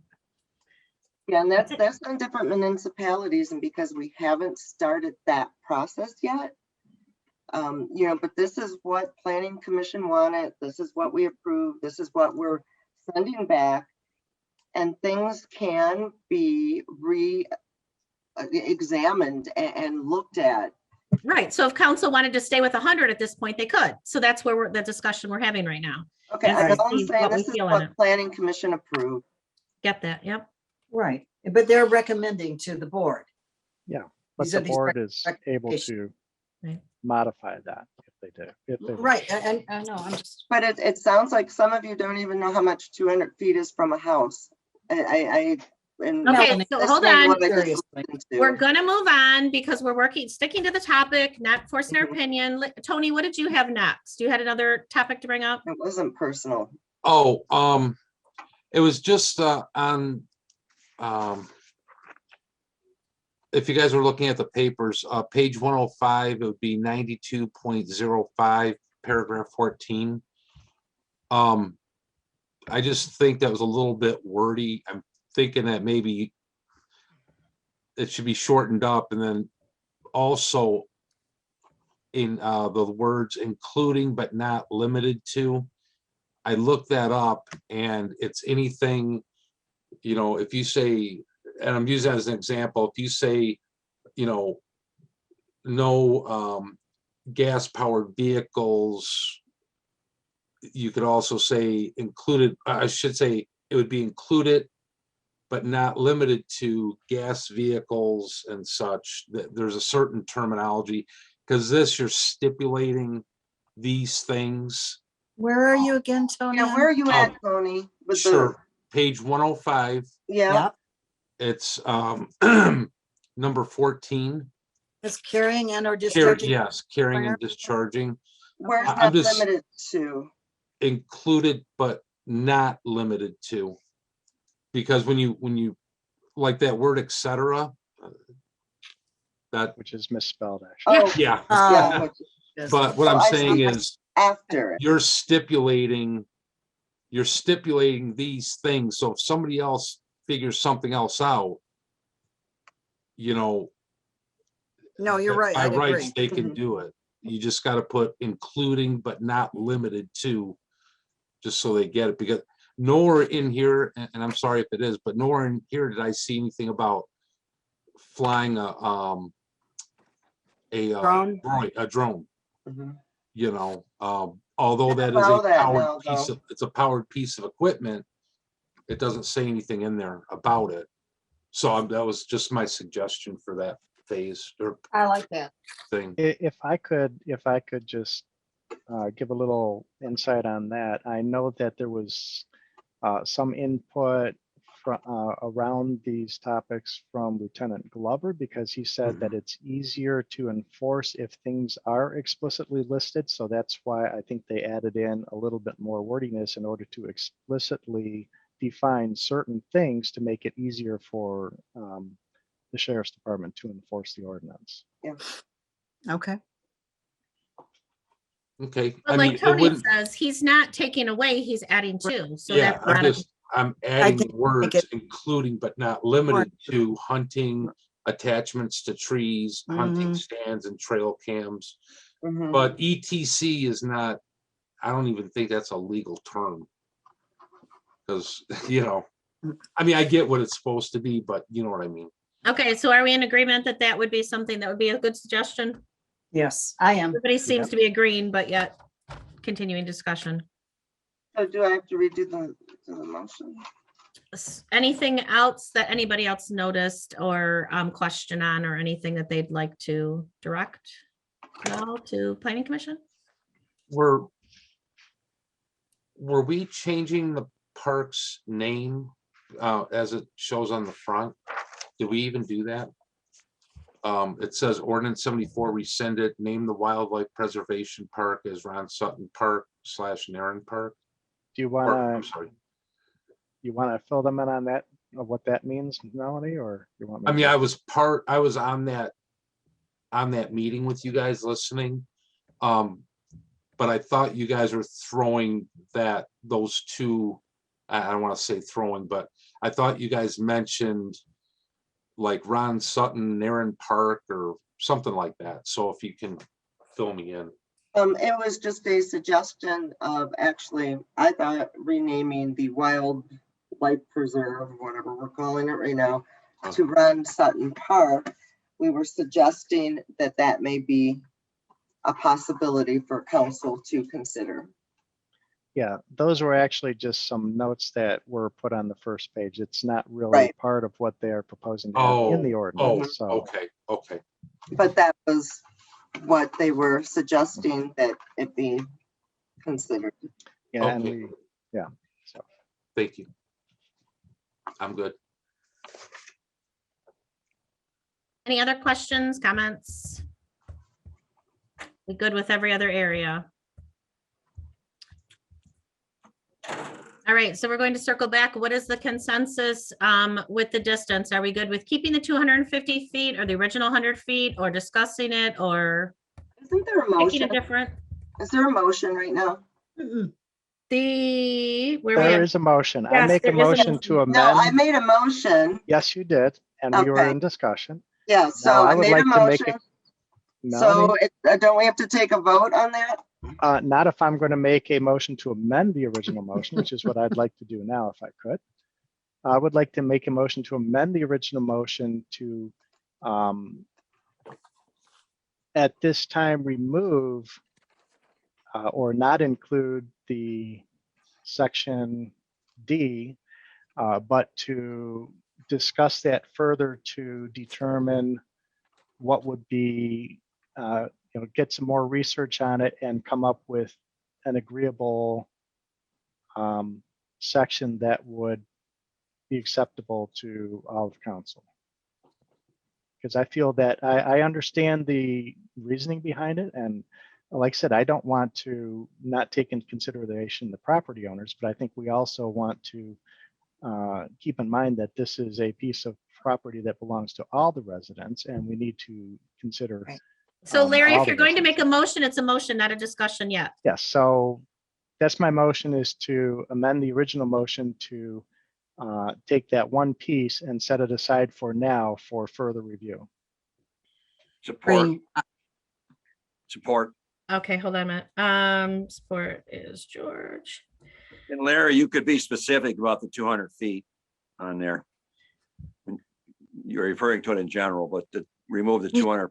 Well, you He's can't. just Yeah, taking Well, off. I'm talking about take that entire D piece, not approve that at this time, approve the rest of it, but take that piece and set it That's fine. aside for further review. All right. Because I I would think there's support some other things that we could do that could equally well address the concerns, but not tie the hands of the village and what I'm we okay can do with with the property. And what specific area is this piece? This is, if you want to put it, it is section 92.05 park regulations, subsection D. Thank you. All right. So we have a motion on the table by trustee Hayden, supported by trustee George. Questions, comments, discussion? What about Tony's not request, but his idea to put included but not limited to in number 14 under that same Motion? section? Oh, Oh, yeah, I'm okay with including that in that. okay. Thank So what you. would you like it to say? Tony, you want to provide some words in addition to my? Good. Yeah, carrying or discharging any fire. Let me just see where it can fit. I would like, well, right where it starts with hunting, put including but not limited to, then continue hunting, attachments to trees, hunting stands, And and trail trail cams. cams. And then remove drop- the ECT. Yeah. Yeah, okay. remove that part. ECT. In what section, in what, That would be section 9205 park regulations. A, 14. I'm sorry. yeah, it's 14. A14. thank you. Yes, A14. Thank you. I didn't see the A14. Yeah, because the way they're not indented any further than the Yes. letters, Correct. so. All right. So Larry, you're comfortable with adding that to your motion? Yes, I am. Pat, you're comfortable with supporting that? Yes. All right. Any other questions, comments, discussion? Good idea, Kay. And just a last comment that the original trails by the township, when they were trying to do the, I want to say Pollyant, and they're not Pollyant. What are they? What were they Iron called? Mountain. Lyle. Iron Bell. Iron Bell. That's it. I don't Lyle, that's a different- gosh. I just want to put this on record. That was all defeated because the property lines were too close, or the lines were too close to the property lines, the path. Okay. So I just wanted to put that on record. That's all. Thank you. Any other questions, comments, discussion on the motion? We are approving the whole thing with those two changes. Is that what the motion is? Larry? Yeah, that was, mine was to amend the original motion to include those two changes. So we approved the amendment to the motion. So now we're back to the original motion with the amendments. Or except we first have to vote on the amendments to the motion, right? Because that was my motion, is to amend it. So we first have to vote on these amendments to the We original vote on motion. the original motion. That's why I'm asking, do we have any other We didn't questions? vote on comments, the or original discussion? motion. Well, the order, I Not believe yet. Robert's rules is person makes a motion, then a second motion was made to amend the original motion. So we have to vote on the amendment to the original motion. Then we return and vote on the supported original the- motion with the amendments. Yeah. Correct. Nobody supported the original motion. The original Kay motion did. was supported. Okay. I didn't support the original motion, All right, so hold on. or did I? Any can't other remember. questions, comments, or discussion on the Donna, can you tell amendment? us? Dana should know.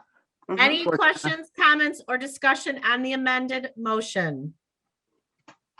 All right, we're ready for that one.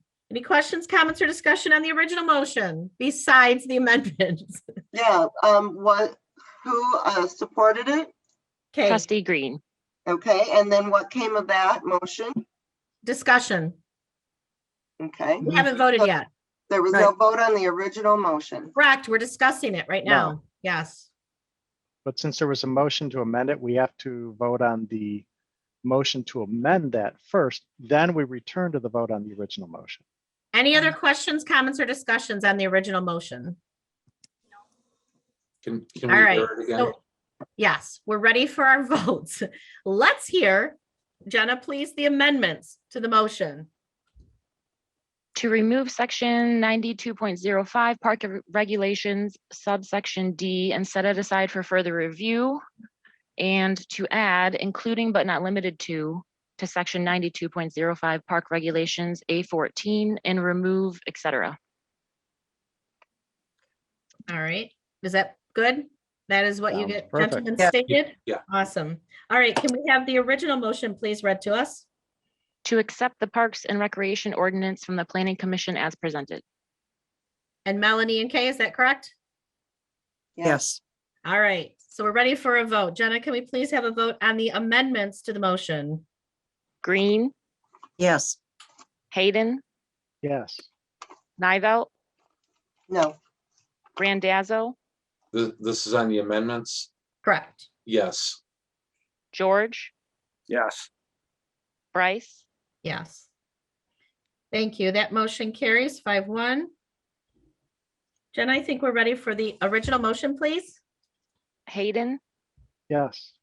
Nivelt, yes, Randazzo, Yes. George, I'm a little confused. It this seems is on like the we're one I voting down. did. It seems like we've got an original motion out there. I would vote no on the original motion, and I would vote yes to the amendment. Yeah. Well, the original motion has been amended by the motion that we just passed to amend the original Right. motion. Oh, So well we're then voting I vote on the no. motion as it was amended. Okay, I vote no On which one? on this second one, on the original one then. All right. Do we want to start one more time?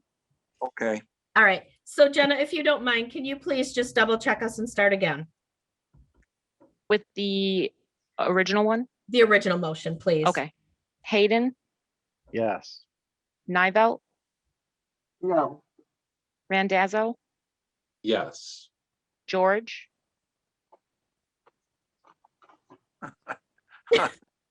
Those darn Roberts. I- rules. I know, Robert's rules.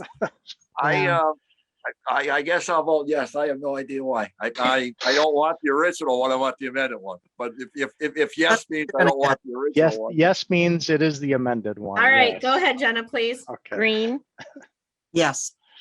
Bryce, Yes. And that motion carries 5-1 as well. Thank you very much. All right. We are now on E, which our new E is the personnel policy. Should Before we we- start Should- anything, Randazzo. Making a Yeah. motion to continue. What? Yep. Oh, yes, thank you. I'm already moving on. All right. Green We are support. looking, it is 10:31 or 32. We are looking to have a motion. And that was, who was the support? Green, Thank you. Questions, comments, discussion? All right, Jenna, can you please give us a vote on continuing at 10:32? Nivelt, no, Randazzo, Yes. George, Yes. Green, yes. Hayden, no. Bryce, No. That is a 3-3 tie. That means it stands and it is accepted. Item, A tie E. stands or a tie fails? I I thought it see. failed. I thought in a tie it fails. I did too, Larry. You got the book. I got the book. Oh, boy. Now I'm on the spot. You know what? It's not in this one. It's not in my cheat sheet probably either. You know, I always carry 15 on me except when I need it.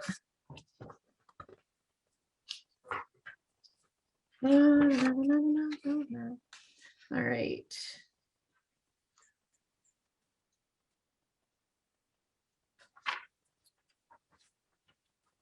Sorry about that.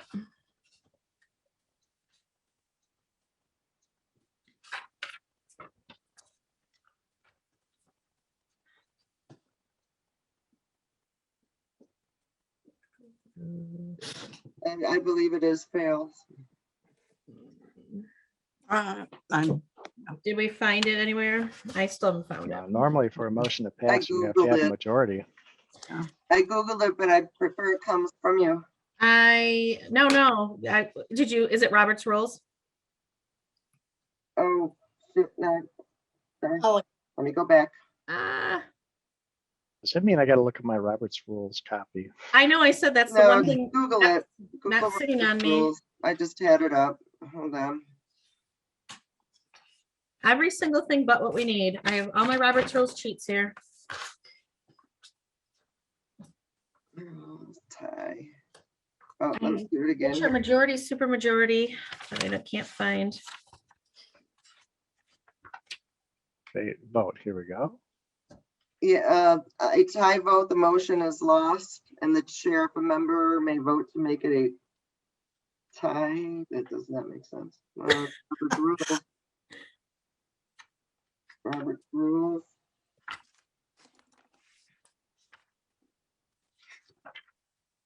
Oh, boy, oh, boy. Says okay, when a quorum is present, a majority of vote, that is a majority of the votes cast, ignoring blanks, is sufficient for the adoption of any motion that is in the order. So it has to be a majority. Okay, well, it's not. Yes, but we still haven't clarified what a tie means. All right. It's On the specific. tie vote, the motion is lost. Okay, Which, Larry, just for record, where is that? I was gonna say which one, which page. I'm in Robert's Rules of Order, and this is 40. It's in section 46, voting, All right, a few paragraphs in. and whoops. All right, I appreciate that because I always thought it was opposite, which was weird as can be because it doesn't make sense to me, but that's why I thought it was. So I appreciate that. Thank you. Yep, thank you, guys. All right, so that we will go on. It's 3-3. Whoops, back on the other page. 3-3, and that fails.